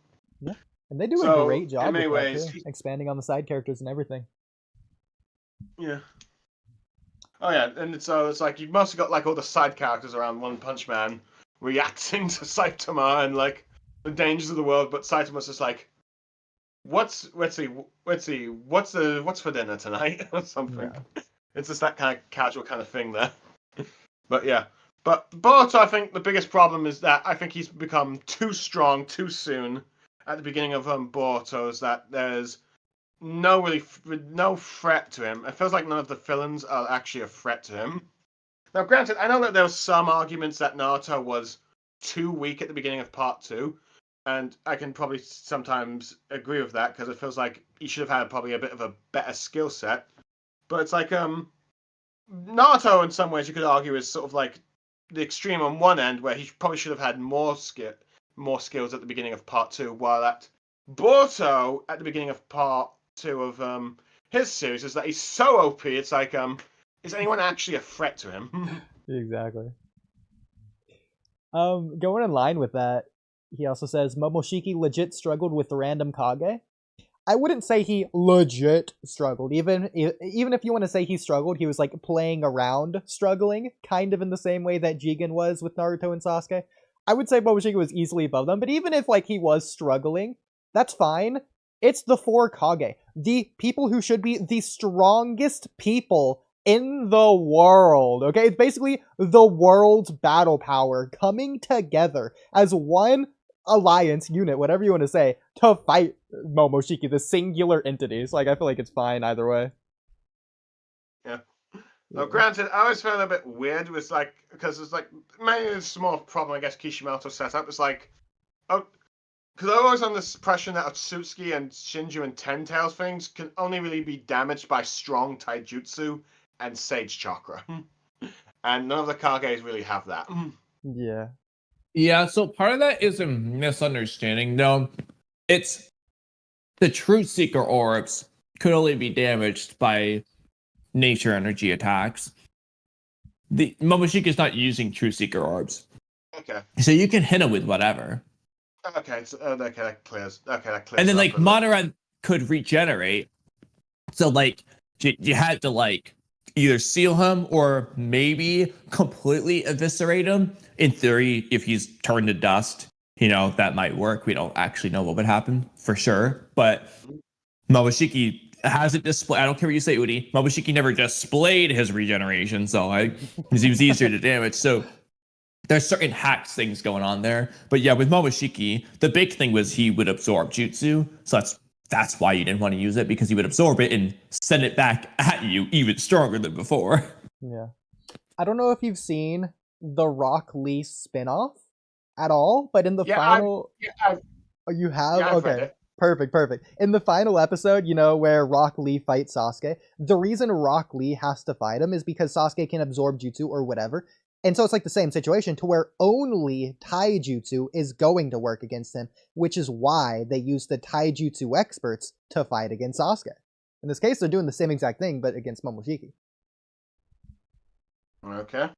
Except they didn't bring the taijutsu expert. But in the novel, Gaara at least says maybe we should have. Yeah. Yeah, arguably, if you're going to bring taijutsu experts, you should at least brought Sakura and Rock Lee there, because they should be having the taijutsu suitable enough to damage him. Yeah, that's right. Yeah. Next comment, Minato manga was fan service. I'm assuming we all disagree with this. I can see where the sentiment is coming from, but a lot of people say. Let's see. To be honest, I feel like it's stuff that Kishimoto probably had in his mind of what to do with the Uzumaki clan, but just never got to it. Yeah. And actually finally able to do a story about it. I mean, I failed to see the problem anyway. Yeah, it is fan service. It is a service to the fans. We want that, right? It was a good service to the fans, in fact. So, I fail to see how this is even an insult. It's a one-shot prequel. It's not going to be a very deep and complex story. Or at least, it's not going to be like a long-term story plan thing. To some extent, I think people were thinking about this from like a whole arc perspective. I mean, honestly speaking, if they were just going to dish out tons and tons of lore, you were going to get an info dump chapter then. Like, there's only so much new lore they're going to give you in a singular chapter while actually writing a story about it. Otherwise, it's like half these people, I think, just wanted a freaking data book page just talking about the third grade ninja war or something. Because it's like there's only so much lore. If they had, let's just say, Minato becoming the Yellow Flash as a hypothetical. Oh, how did he do it? How did he learn flying Raiji and so on? Well, that's all cool and all, and you can write a story about it. Most of the focus isn't going to be on the political structure of the war. Otherwise, it's an info dump. It's going to be on the narrative story part of it, which isn't going to be about the freaking Tsuchikage's political argument with Hiruzen or something. It's not going to relate to the story. The point is for the lore and plot here is supposed to be the vehicle that carries the story that he's telling. So in a singular chapter, you really can't get that much lore. I mean, you can, but not as a complete start to finish story. There's not going to be that much new lore in the one chapter. If anything, you did get a bit of lore, particularly at the beginning with like the use of the tailed beasts. It showed that besides Killer Bee, other Jinchuriki were used during the Third Great Shinobi War, which was sort of hinted at with the fourth data book, particularly with Han, when you had like Han and Roshi teaming up, and that was arguably part of the Third Great Ninja War was the use of tailed beasts, because at the very least you had like the Cloud using Killer Bee with the 8 tails. I'm not sure about the 2 tails, as I think Yukito Ni was around the same age as Kakashi, I think, but at the very least he looks similar, yeah. Yeah, but you had the hidden stone village using their Jinchuriki. You had at least the 8 tails being used with Killer Bee. The 3 tails was sort of used in the Fourth Great Ninja War, though granted I have some issues with how the 3 tails was used in the Third Great Shinobi War. I feel like that could have been because of like its whole timeline thing with the fourth Mizukage, but that's probably a discussion later. And for all we know, Shikaku was used with the previous Jinchuriki in the Sand Village during that war. Yeah, we have no idea. In fact, I don't even know if the Sand Village was involved in the Third Great Ninja War. They may not have even been involved. I'm not sure. My understanding from it seems like every great ninja village was used somewhat in the Great Ninja Wars, because you had the Blood Mist during the Third Great Ninja War, so you had because we know that because we saw like Rin and Kakashi killing Rin and the Yeah, blood but I mist thought I could be wrong, but I thought it was always like I said, I could be wrong. I thought the fourth Great Ninja War was the first that had all 5 nations, and I thought the first 3 had 3 or maybe 4 in some, but I thought it was usually like 3 nations. So like we know the Stone Village for sure, the Blood Mist Village seemingly as well. The Cloud Village was also implied because, you know, Minato versus the Raikage. That would be 4. We never saw the Sand Village, and because it seems implied, like in the fourth Great Ninja War, that this is the first time all 5 nations are involved. I don't know if the Sand Village was involved. Because I think they were in alliance, because part of the reason why it was a big deal that they betrayed the Leaf Village is because they betrayed their alliance. So I think they may have been allies, but like abstaining from the war, but as allies or something. I don't know.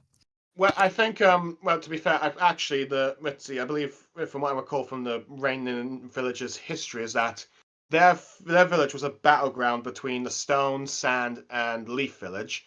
Those 3 villages would often fight in the Rain village. Those ones would mostly be in conflict with each other.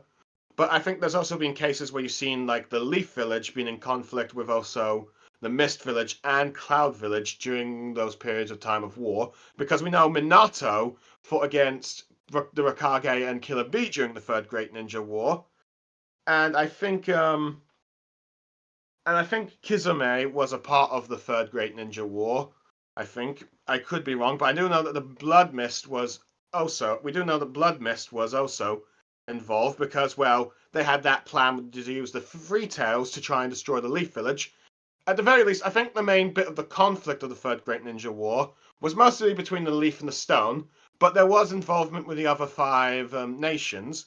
I think even the Third Raikage ended up being killed in the Third Great Ninja War because I think the thousands of ninjas he fought against, I think, were mostly from the Stone Village, from what I can recall from the flashback. And I need to look at that flashback I'm looking again, at it. I'm looking at Pain's speech to Naruto. You're right that the Rain Village is between the Stone, Leaf, and Sand, but Pain's history is mostly about the Second Great Ninja War. That's when Jiraiya like teaches him and stuff. So the conflict with the Sand may have been the second. Well, I don't actually know for sure, but I think the Sand Village may have been in the Second Great Ninja War and not the Cloud. But in the Third Great Ninja War, basically swap the Cloud and Sand, and I guess add the Mist. I'm not sure if the Mist was in the Second War or not. I believe, but I think it's implied that all the ninja villages were somewhat involved with each of the Great Ninja Wars, because otherwise they wouldn't have been like lost Kages and all that. Because after all, by the time of Naruto, is in like part 1, it's like at the very least every village at least has at least 4 nearly every village had 4 generations of Kage. Well, the Kazekage wasn't taken out in any wars. All like 4 of them have been taken out through assassination. That was like an internal politic thing. But I do recall that when the third Kazekage was kidnapped, that got them involved in a conflict because their enemy villagers saw that without their Kage they would weak, so they attacked the Sand Village. So I think that's implied they were in some sort of conflict, and then it might have been resolved when they got like a Kazekage again. I mean, the Sand Village has always been pretty weak, but that's besides the point. Yeah. Hey, all I'm saying, I agree with you. Walky in the Sand Village. No, I agree with you. Those first 3 wars wouldn't have been so great if all of them aren't involved. Now, would they, Kamui? Yeah. They're called the Great that's Wars. Not true, because the World War II doesn't involve every country. It involves a lot of them. I think you could also argue this is more probably perhaps a problem that Kishimoto did of never really making clear about who was fighting who in the conflict, who was like siding as allies and enemies. Were like, because it's the way Naruto just sort of built it up. It's like it seemed like every village was always against each other during the Great Shinobi Wars. The only actual confirmed allies I can recall during the whole time was like the Leaf Village and the Uzumaki Clans Village, the Whirlpool Village. Those are, I think, the only definitive allies that seemed like to be like throughout war and peacetime. The Sand, we know, were at least allies during peacetime, but not really wartime. Well, the point was they were all essentially flimsy alliances. They would end the war. Some alliances would be forged, but none of them were true alliances in friendship. They were just like mutually beneficial at the time, but they could be broken at any moment, which is exactly what happened with the Sand Village and Konoha Crush. Like, they broke their alliance because, at least, obviously, Orochimaru's influence is involved here, but they thought it was necessary for the economy, basically, because of their feudal lord nonsense. So they made that decision to break the alliance. But that just goes to show they weren't alliances because of friendship. They were alliances because of mutual benefit from an economic, political perspective. But I definitely think, but I do believe that every village was somewhat involved in the Third Great Shinobi War, but I think it was mostly a conflict between the leaf and the stone. Let's see. I think it was primarily Leaf and Stone, but Yeah, I don't know. I believe they were the primary two in the conflict, but I think, from what I can tell from every flashback that we've gotten, let's see, particularly, there was at least, particularly with Minato and Kakashi, the Mist and Cloud Village at the very least were also involved in the war somehow. No, I'm As I confident. say, I think the Sand Village was the only one that might not have been. The Sand was I could be definitely. wrong, but I don't think they were. I don't know if the Sand fought in the Third War, but the Sand was there in the Third War because I remember the Leaf and Stone were fighting at the Sand's borders, and the Sand came with like their catapults or their armistices or their arrows, whatever the things were, and like, don't cross our land or we're gonna get involved in this too. So I don't know if they actually. I think that's when Minato came and wiped out those 50 shinobi. That could have been a different instance, though. Yeah, two things with that is, while I feel like I vaguely remember this, for one, that could be filler only, not in the manga, but two, that's proving that they weren't part of the war. They were saying, don't cross our boundaries or else we will have no choice but to get involved. They never got involved because the boundaries weren't crossed. Well. But yeah, it was like a three-way standoff. But I remember, because I don't know if you're... Oh, wait, no, that's a different... I don't... No, okay. Out of curiosity, this is a part 1 Naruto thing, and I don't know if this is what you're thinking of at all, but I remember this thing where a Might Guy was leading some platoon because there was some, like, pretend... There's, like, some... I don't know what the word is, but it was, like, a thing, like a practice operation or something, where a bunch of ninja gathered for something, and then, like, the Leaf Village had to go investigate it, and I think that's when, the old man with all the paper bombs was setting up his traps, like, in that time. And no, like, do you remember what I'm talking about? No, I know what you're talking about. I thought it was you were describing it, but I don't think that's what you're talking about. Yeah, that was the Waterfall Village. If I had to guess then, and from what you described, it's very possible that the Sand Village was in the Third Great Ninja War, but they mostly stuck to defense because they either lost their Kage either before the war or during the war. So they weren't really more the aggressive attackers. They were mostly making sure they defended themselves if they ever got attacked. I think that is the closest I can think of in terms of like. Yeah, it's also, this is like, this is conjecture. It's possible that after, let's just say they didn't get involved, but it was they nearly had to. Maybe Rasa like realized, like, assuming he was Kage at the time, like, hey, we were not prepared if we had to get involved. So why don't I make my son the Shukaku Jinchuriki? There could be some like aspects to that. Yeah, in many ways, I do feel like Naruto Kishimoto should have created some data books on like the history of the shinobi world, particularly the Great Shinobi Wars, and give a clear-cut detail of like who was involved in the conflicts, who were the star shinobi, and what were the outcomes, and how did it impact the ninja world. Also, to like a sort of let's see, for multimedia different time period area franchises, you can look at Star Wars, for example. It's like Star Wars can have like different eras of its films and movies and books and spin-offs come out at the same time, and it's like you could arguably have like one show during like the OT era or prequel era and another one during the sequel era, and that doesn't necessarily mean those shows are coming out at the same time. They're going to tie into each other because they are from different eras. And particularly like, say, let's see, currently the show that's going out right now is like the Acolyte, which is set like 100 years before the Skywalker saga. That's not going to have anything that's not going to really have that many characters or things besides maybe Yoda that's going to tie into whatever happens in like the original trilogy or the sequel trilogy era, or whatever's going on with the Mandalorian TV series versus period of time period. You're not going to have those kind of lore and characters interact with each other. Yeah. And Minato, it's like The third Great Ninja War was like I believe 3 decades before Boruto was even born. You're not gonna have, let's see, Boruto characters. You're not gonna have anything like any Boruto character besides like Naruto legacy characters there, anything. It's like you're gonna get like the young Jinchuriki, the young Kage, the young Akatsuki at the very least. That's what you're gonna see most likely in Minato. You're not gonna see them all. You're not gonna see any Boruto characters there. I mean, Yeah, arguably, because hypothetically, if you did, let's just say it's a hypothetical, Jigen, because we know Jigen was alive at the time, hypothetically makes a cameo in the Minato manga. If he's involved in the frickin' third Great Ninja War, now you're left asking, where the hell is he throughout all 700 chapters of Naruto? Why isn't he there for that stuff if he's there for frickin' Raikage versus Minato? It's like he shouldn't be there because that doesn't even make sense. But then it makes Naruto weird. So it's like it's just weird if you do that. To be honest, I feel like some people learned like, okay, let's see, the fact that Jigen was alive this entire time, how come he never reacted to the whole infamous Tsukiyomi thing? But that's more of just a problem of just Jigen being a later addition to like the Boruto timeline story thing. It's because it's like Jigen was clearly not planned for that period. Exactly. But yeah, I think what we got was more than enough. Regardless of new lore, we got plenty of expanding on old lore through the 4 and 5 tails teaming up. That's cool. The fact that they can even do their tailed beast state and then tailed beast bomb as well. The fact that Minato knew flying Raijin back then. The fact that he based the Rasengan off of that specific instance to protect Kushina.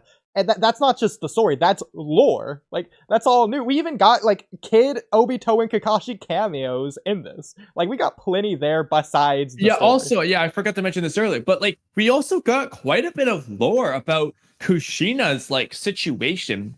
Yeah. We just knew she was the Jinchuriki. We knew very little about her specific treatment, what she was, like, her life was like. So now we're learning about this special sensory system thing they had for her to where she was actually in some ways worse off than Naruto, in some ways, not always, but like she had to be confined. Naruto was not confined the way Kushina was. If she left the barrier, she got in trouble, and it seemingly Kurama just like let loose too when it happened in the story.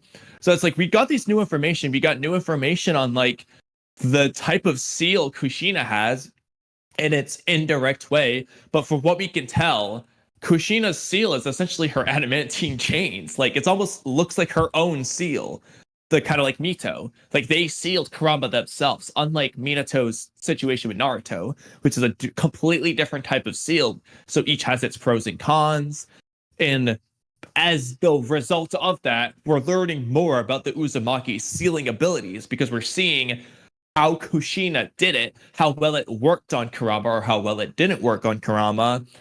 There's a lot of subtle lore things that we're getting that like people are just ignoring. And you didn't know any of these things. Like it also cleared up the sort of power scaling between like Minato and Hashirama, like in terms of like how the Hokage's potential. Like I said a bit earlier during this whole podcast stream thing, is that there was some debate on like, okay, who's actually supposed to be the strongest, the fourth, first, or third Hokage? But I think this one made it clear that, well, probably the first Hokage is regarded as the strongest and even legendary, that some people don't actually believe his power. Kurama pretty much stated that Minato potentially can become as strong as Hashirama. At least base Hashirama, because Minato died before. Nobody saw Sage Mode Hashirama, so they would only go based off of base Hashirama, but yeah. Well, besides but even then, I guess Kurama could have, I guess you could say, may have saw Sage Hashirama because he does use his 1,000 arm Buddha statue against Madara. He's comparing him in terms of a ninja, as in like resilience, rather than in terms of strength. Just like how Hashirama says that Itachi's a better shinobi than him. He's not saying Itachi's stronger than him. Exactly. He's saying that Itachi embodied the shinobi way better than him. Exactly, yeah. Surprised that you have some people reacting to like, oh, Minato becoming like first place. So granted, it's because most people want to see a spin-off of him. But it's like also Minato and Itachi. I remember in the Naruto base there was always threads debating of like who's stronger, Itachi Yeah. and Minato, because those two were always, at least at the time, seemed to be portrayed as these invincible characters or near invincible characters. Shout out Loco. Freaking, Okay. he's always debating this with all the other power scalers in the community. The debate community goes crazy with this one. Yeah. Mm. Anyway, you want to cut to the topic of Naruto now, right? Yeah. Right. So I found two arcs in particular interesting with your favorites and least favorites. For your favorites, Kazekage Rescue, I found that surprising, and then 5 Kage Summit as a least favorite. So unless Oodie has something first, I was curious in your reasonings for why you like and dislike both of those arcs. Go ahead. I'll be Okay. right back. Okay, I guess I'll start with the Kazekage arc because I like that one. I feel like it was for the most part pretty good reintroduction to Naruto. Also, you kind of got like I feel like that arc was also set up like the whole plot of like the Jinchuriki, the Akatsuki quite well. It's quite well for what it's set up from what it revealed, like showing that particularly with the Akatsuki members were introduced in this arc, like Deidara and Sasori, particularly at the beginning where it showed that let's see, the threat these members of the Akatsuki showed, like it was particularly when they fought against Gaara and Deidara, a ninja that's supposed to be Kage level and Jonin level, is that fighting a member of the Akatsuki one-on-one, you are very likely to lose. So it's like, so when you got like Naruto and Kakashi and Sakura and Shio teaming up later, it shows that it's in order to try and against them. It's like the only way to like seemingly beat an Akatsuki member is like you're probably going to need to not fight alone because of this how strong they are. But also like how every sort of member of Team 7 got at least minus Sasuke because he was in the arc, actually got a role in the arc at some point. Okay, granted, Naruto's more of a character bit focused because it was more of like his relationship with Gaara than rather action. So his action was more of the side, but you did sort of like see him briefly, him and Sakura practicing the bell test against Kakashi, though that was more of off screen. But you did see him sort of also team up with Kakashi to fight the fake Itachi. And then I guess later the fake Dead, and then against Deidara, though that was more of a chase. But also, but mainly because of like the whole Sakura versus Sasori fight, which for me to this day still remains the best fight that I've seen for a shonen heroine.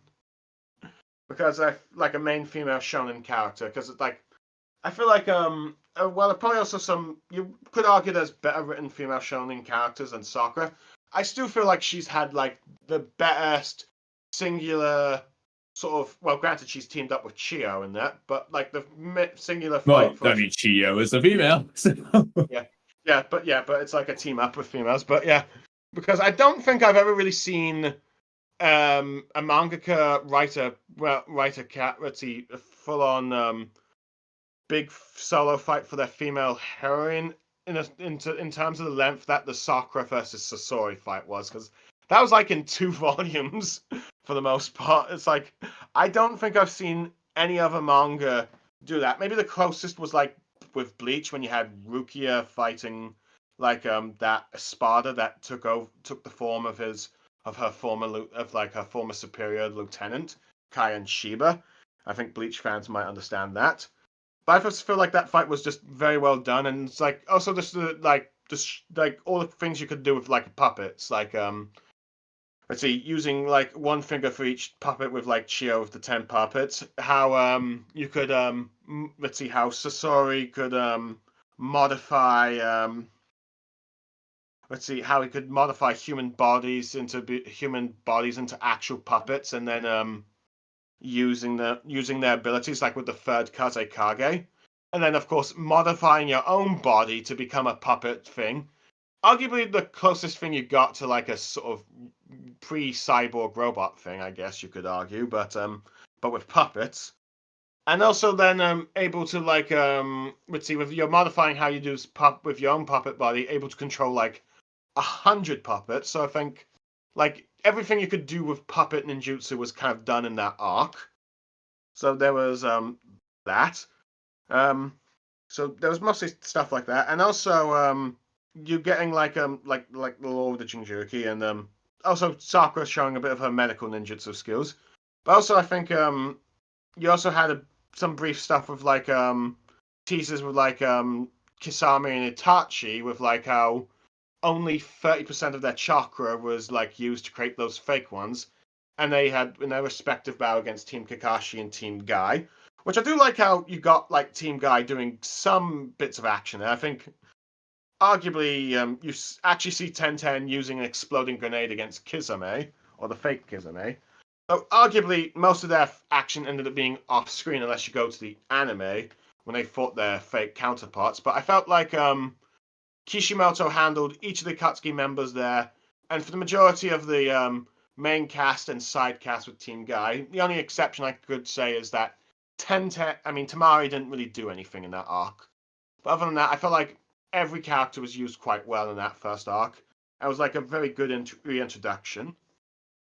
Now, for the Kage Summer arc, the reason why I dislike it, at least, and also some of my friends dislike it, I think is I feel like it damaged the characterization of Team 7 minus Kakashi. How so?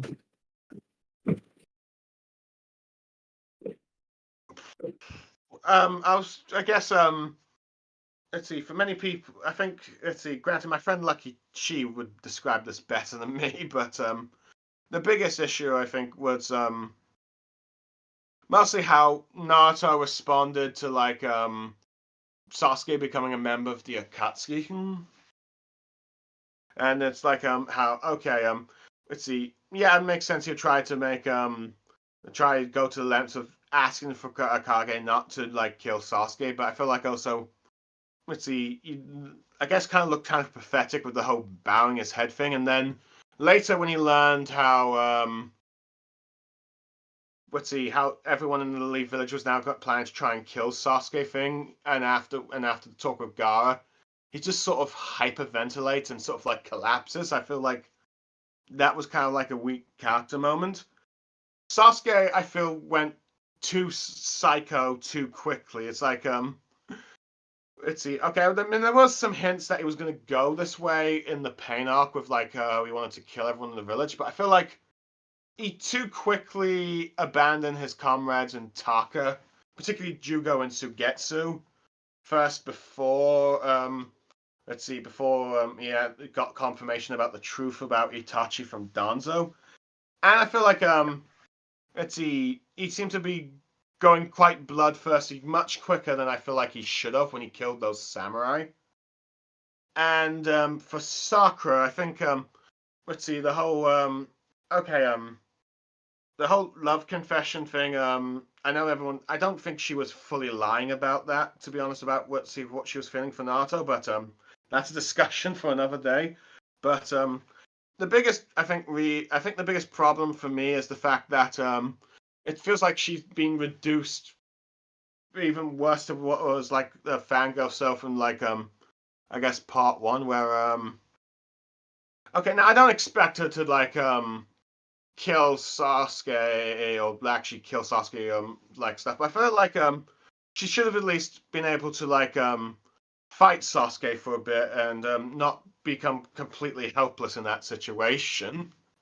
In some ways, I kind of prefer the Storm Free version of like the Kage Summit, because you actually had Sakura trying to fight Sasuke for a bit.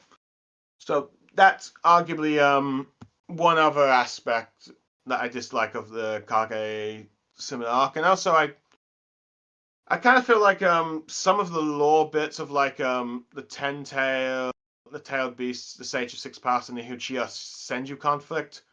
I feel like some of that was kind of forced in together. Didn't feel like all organic. I mean, I can see why it was done, but I kind of feel like not all of it was well done. And I feel like okay, granted, I think also the way Toby announced his plans to like and start the fourth Great Ninja War, particularly telling Killer B was still not captured. I feel like that was kind of silly, though. Granted, arguably, I do actually like the Kizame versus Killer B fight. And okay, then it's like Kizame was ready to spy, let's see, using Kizume to actually infiltrate the Cloud Village and spy on them for the upcoming war. I suppose that kind of makes sense afterwards, but it's mostly due to the character. I just feel like the characterizations of Team 7 was mostly kind of just damaged in the arc. I mean, I'm not explaining as well as probably my friend Lucky Chi does, but that's generally how I saw it. Sorry. Okay, so let's backtrack to the Kazekage Rescue arc. Yeah, so everything you said, like, I agree with, and I can actually take further. It's weird because I like the arc. I have a lot of trouble personally ranking my arcs. Like, I've done arc ranking videos with other people before. It's like the latest one I did. We had Kazekage Rescue rather low just compared to the other arcs.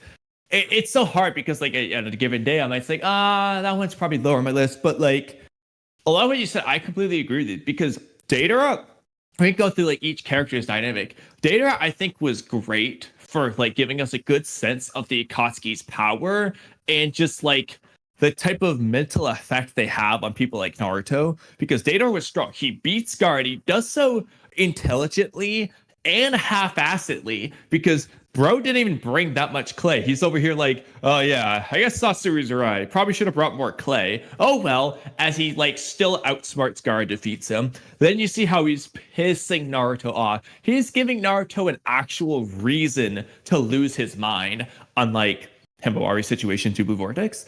But like, you understand, because Naruto, first of all, we've witnessed some of his like actual interactions with Gaara in Konoha Crush, where Naruto came to understand Gaara and eventually actually gets Gaara to break off his narrative mask and actually like realize the power of love, if you want to call it that. So then he finds out Gaara's Kazekage and how much Gaara has changed, and then boom, Gaara's attacked. And you just know that Naruto having that understanding of Gaara's pain, that's why it hurts him so much. And then, of course, Datara is being an actual asshole. And then Sasori was just great, honestly. Like, I like the Sasori fight has a lot of cool elements, but for me, my favorite is cool as Sakura's. Sasori himself as a character, I love that part of that fight. Just everything as it's like Sasori. It's one of the coolest things with the Sasori fight is you could say like narratively, like the antagonist layers are being peeled off little by little, but I just like the fact that they also literally do that with Sasori. First comes off the Hiruko layer, then he's got like the Akatsuki cloak on, then he takes that off, and then you realize, oh no, he's a human puppet. Then you've got the heart thing that comes out. That's the essence of Sasori that's left. Like, it's just one layer at a time, which I thought was just really cool. The fight was segmented out in like so many stages because of it. It was really well done. What else did I really like? Well, a lot of it. The but themes from the Land of Wave arc about human emotions and all that. No, exactly. In Sasori was really good for the whole humanity thing because, yeah, like Sasori, no matter how much, kind of like Zabuza, he tried to turn himself into a puppet, he could never fully get rid of his humanity. He could never be a true puppet. He was always human in the end. And that's what that core represents. The part of Sasori that was still human, the part of Sasori that latched on to his parents and to his humanity in general. It was just really, really cool. Like, I really liked that. That's why I love Sasori. He's debatably my MVP of the arc. He probably is, but I don't want to say it's set in stone. And of course, Sakura. This was really cool. Huh? Sorry, go on. No, what'd you say? I was definitely saying Sasori is arguably the main antagonist of the arc. Sorry, yeah. It's like interesting because like Datara is more the villain in the arc, whereas Sasori, you could say, is more like the antagonist. It's kind of tricky though because Sasori, you could argue it would be kind of like, have you seen Hunter x Hunter? I've seen most of it, yes. Okay, so like Meruem as an granted, in the case of that one, Shiapoof kind of turns into the real antagonist by the end, but Meruem doesn't really come into contact with Gon like at all. It's more of a parallel story thing, and you could argue for something similar here because Sasori really doesn't interact with Naruto. It's just like Gon and Meruem. make eye contact for like 10 seconds, and that's it. It's really Naruto going up against Data, and Naruto is the protagonist of the arc.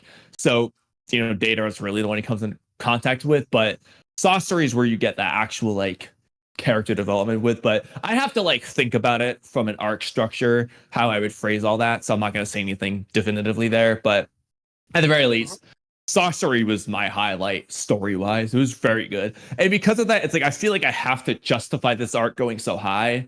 But at the end of the day, I think most Naruto arcs are just really good. That's why it's hard, because there's too many arcs and I'm like, oh yeah, this was so well done. That was so well done. But I don't know how I would pick. But I think the highlight there is really good. Yeah. You're also saying something about Sakura, right? Sorry. Oh yeah. So for me, this is some of my favorite Sakura. There's a lot of things I like with Sakura at various points for different reasons.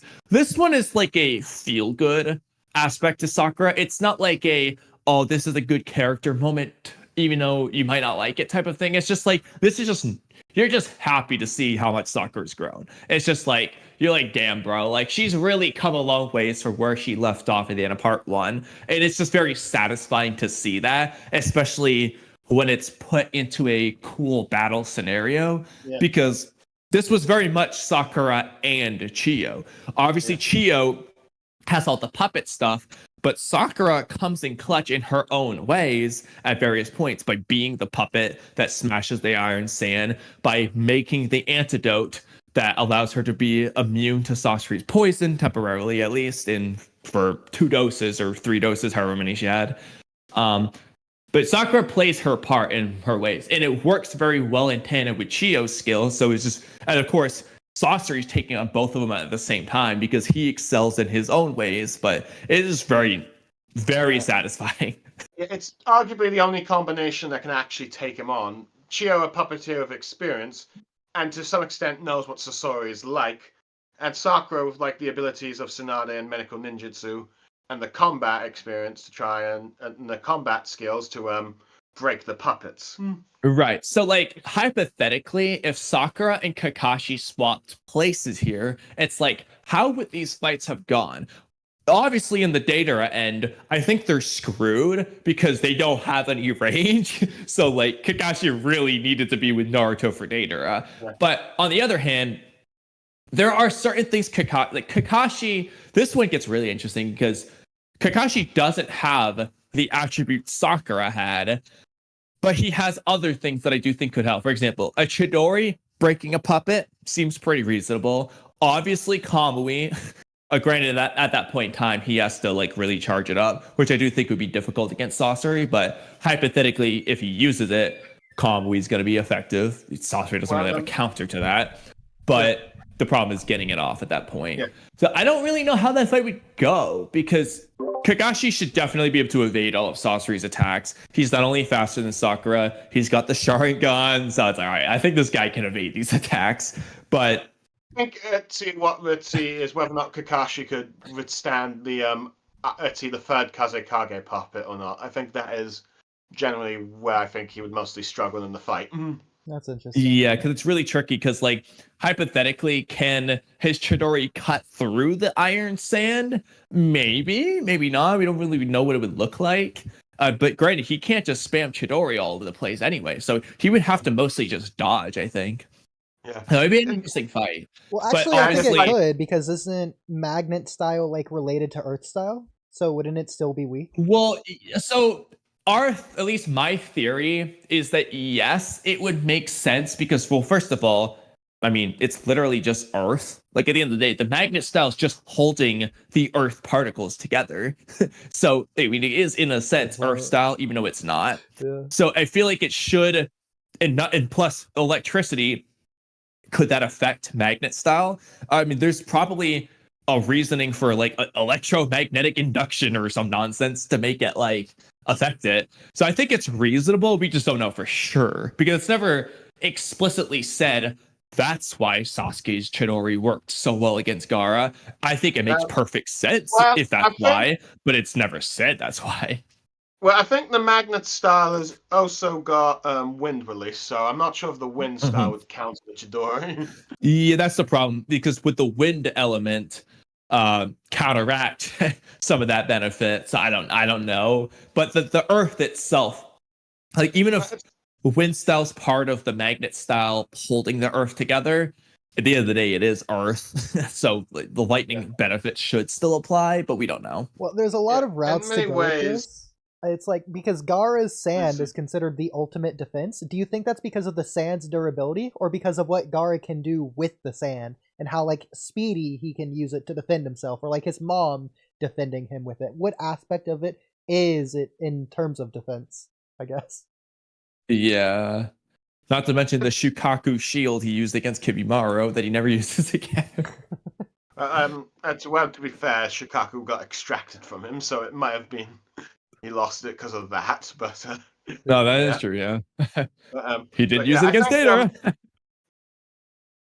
Well, I mean, the Chidori itself is considered. I don't remember exactly what it's considered, but it's like compared to the ultimate defense of Gaara's sand, the Chidori is considered like the ultimate offense or the ultimate spear. I think it is. And the fact that we know that the spear penetrated the shield, and then the Raikiri is the more refined version of the Chidori. I think Kakashi's Raikiri could cut through the magnet sand style or whatever. But maybe that's just me. I mean, yeah, taking that into account, if Iron Sand's better than regular sand and Kakashi's Lightning Blade is better than Sasuke's Chidori, or just any Chidori, it does seem reasonable that, okay, then maybe he will just cut through the Iron Sand. Yeah. And then even considering... the only thing I think that Kakashi would have to worry about is if he gets hit by the poison, he's dead. Yeah, he doesn't have an antidote or any medical ninjutsu abilities at all. But yeah. The fight with but interesting. The fight with Sakura versus Sasori ended up I think you probably know it ended up being first in the worldwide popularity for poll of top fights. Yeah. Which really surprised me because you'd think something like Naruto and Sasuke would be the top fight for that, but no, it was actually Sakura versus Sasori being voted number one.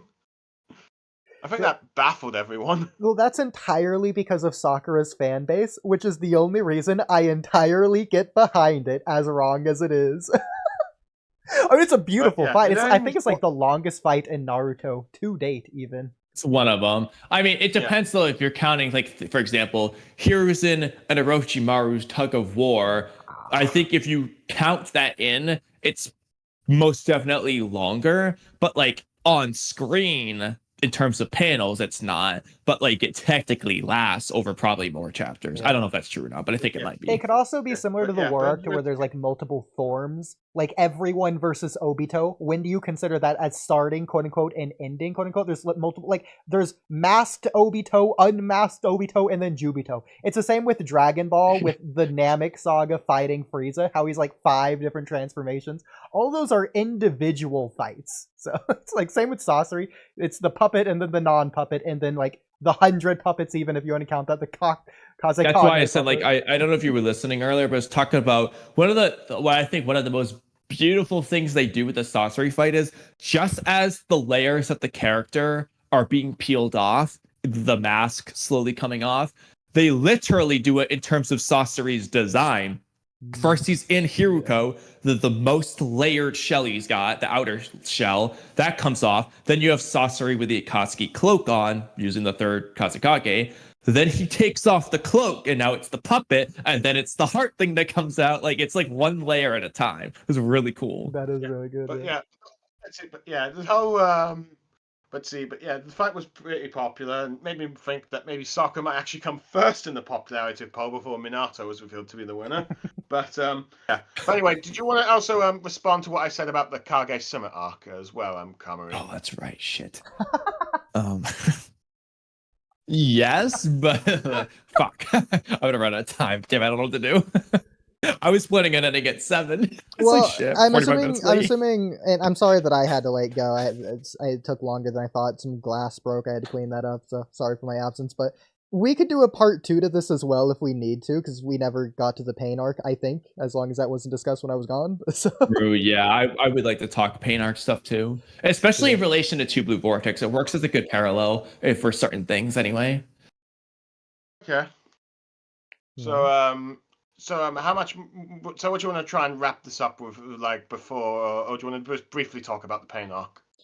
Well, Kamui, I would guess. save the pain arc for another stream. Yeah, save pain arc. Kamui, did you want to briefly address the Kazekage and Summit stuff, and then you can think about it more in depth, and we can come back to it?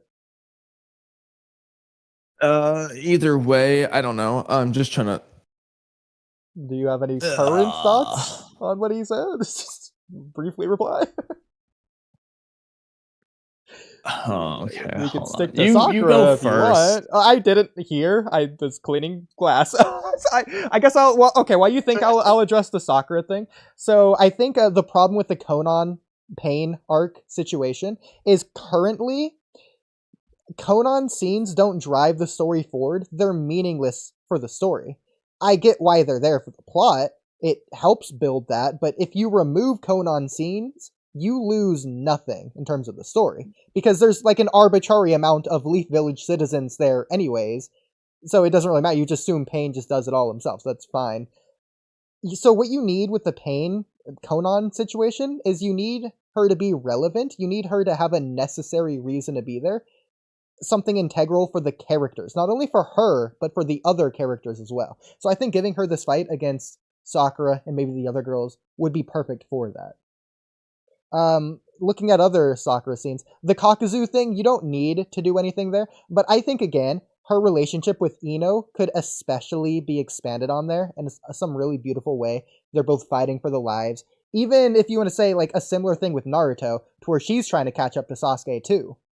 And then finally, with the sorcery stuff, I think you don't need her to be there, but I understand why they did it, and I think it's intentional that she is there, and it layers in a really nice way, to where it is a fight between Sasori and Granny Chiyo, but also, Sakura is gaining something here that she doesn't have room elsewhere in the story, unless you rewrite the story, to gain it from somewhere else. Before she confronts Sasuke in the next arc, I think she needs to take down a Nakatsuki member, so that going into that Sasuke fight, she's validated her growth and her strength, and she feels like she's ready and prepared to confront Sasuke.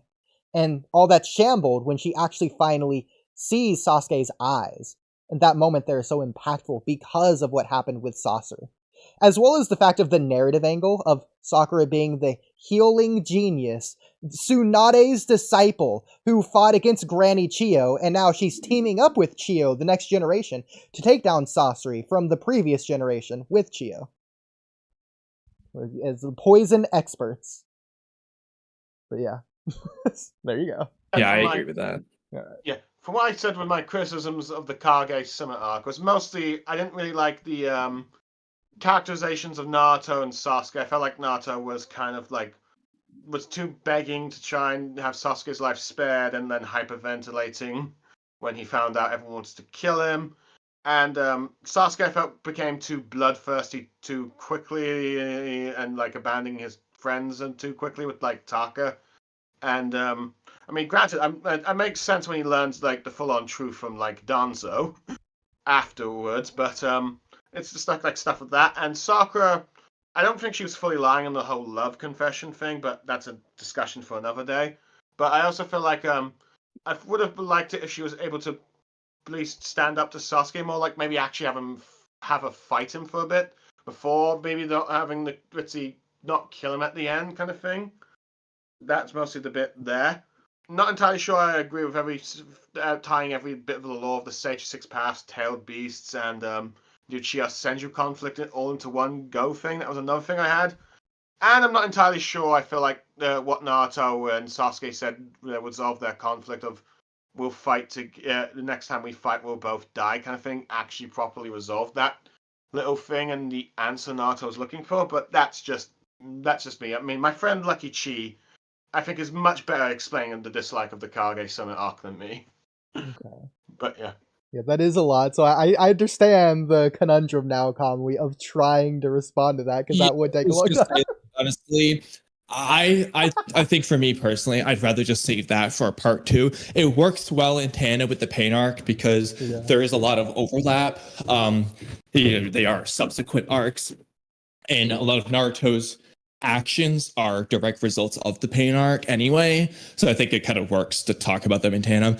And I'm not going to finish my workout if I spend another hour on this. So the gym will be closed. So I think for me, I'd rather just call it good for today. I would be fine with even coming back again later tonight, just once I get home from the gym. Well, I'll be in bed by then because I have work. Yeah, that's the only problem.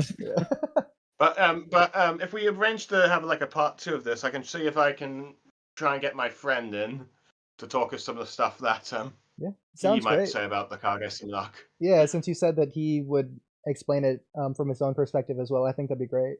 Yeah. So perfect. Yeah. All right. Well, for everyone watching, thanks for doing that, and be sure to subscribe not only to me but to. Am I showing my screen? Yes. Okay. To Blue Star Saber, Star Wars fan. He's got a lot of Naruto content on here as well as other things, as you can imagine, Star Wars content. Currently reviewing the Acolyte, which One Piece. let's see, if you listen to the Star Wars fandom, it's a bit chaotic right now. Yeah. But anyway, go on. Definitely appreciate you coming on. Hope we can do this again soon. And I guess we'll see you for part 2. Thanks for having me. Yeah. All right. Thanks everyone for watching, and over and out. Bye-bye. Bye.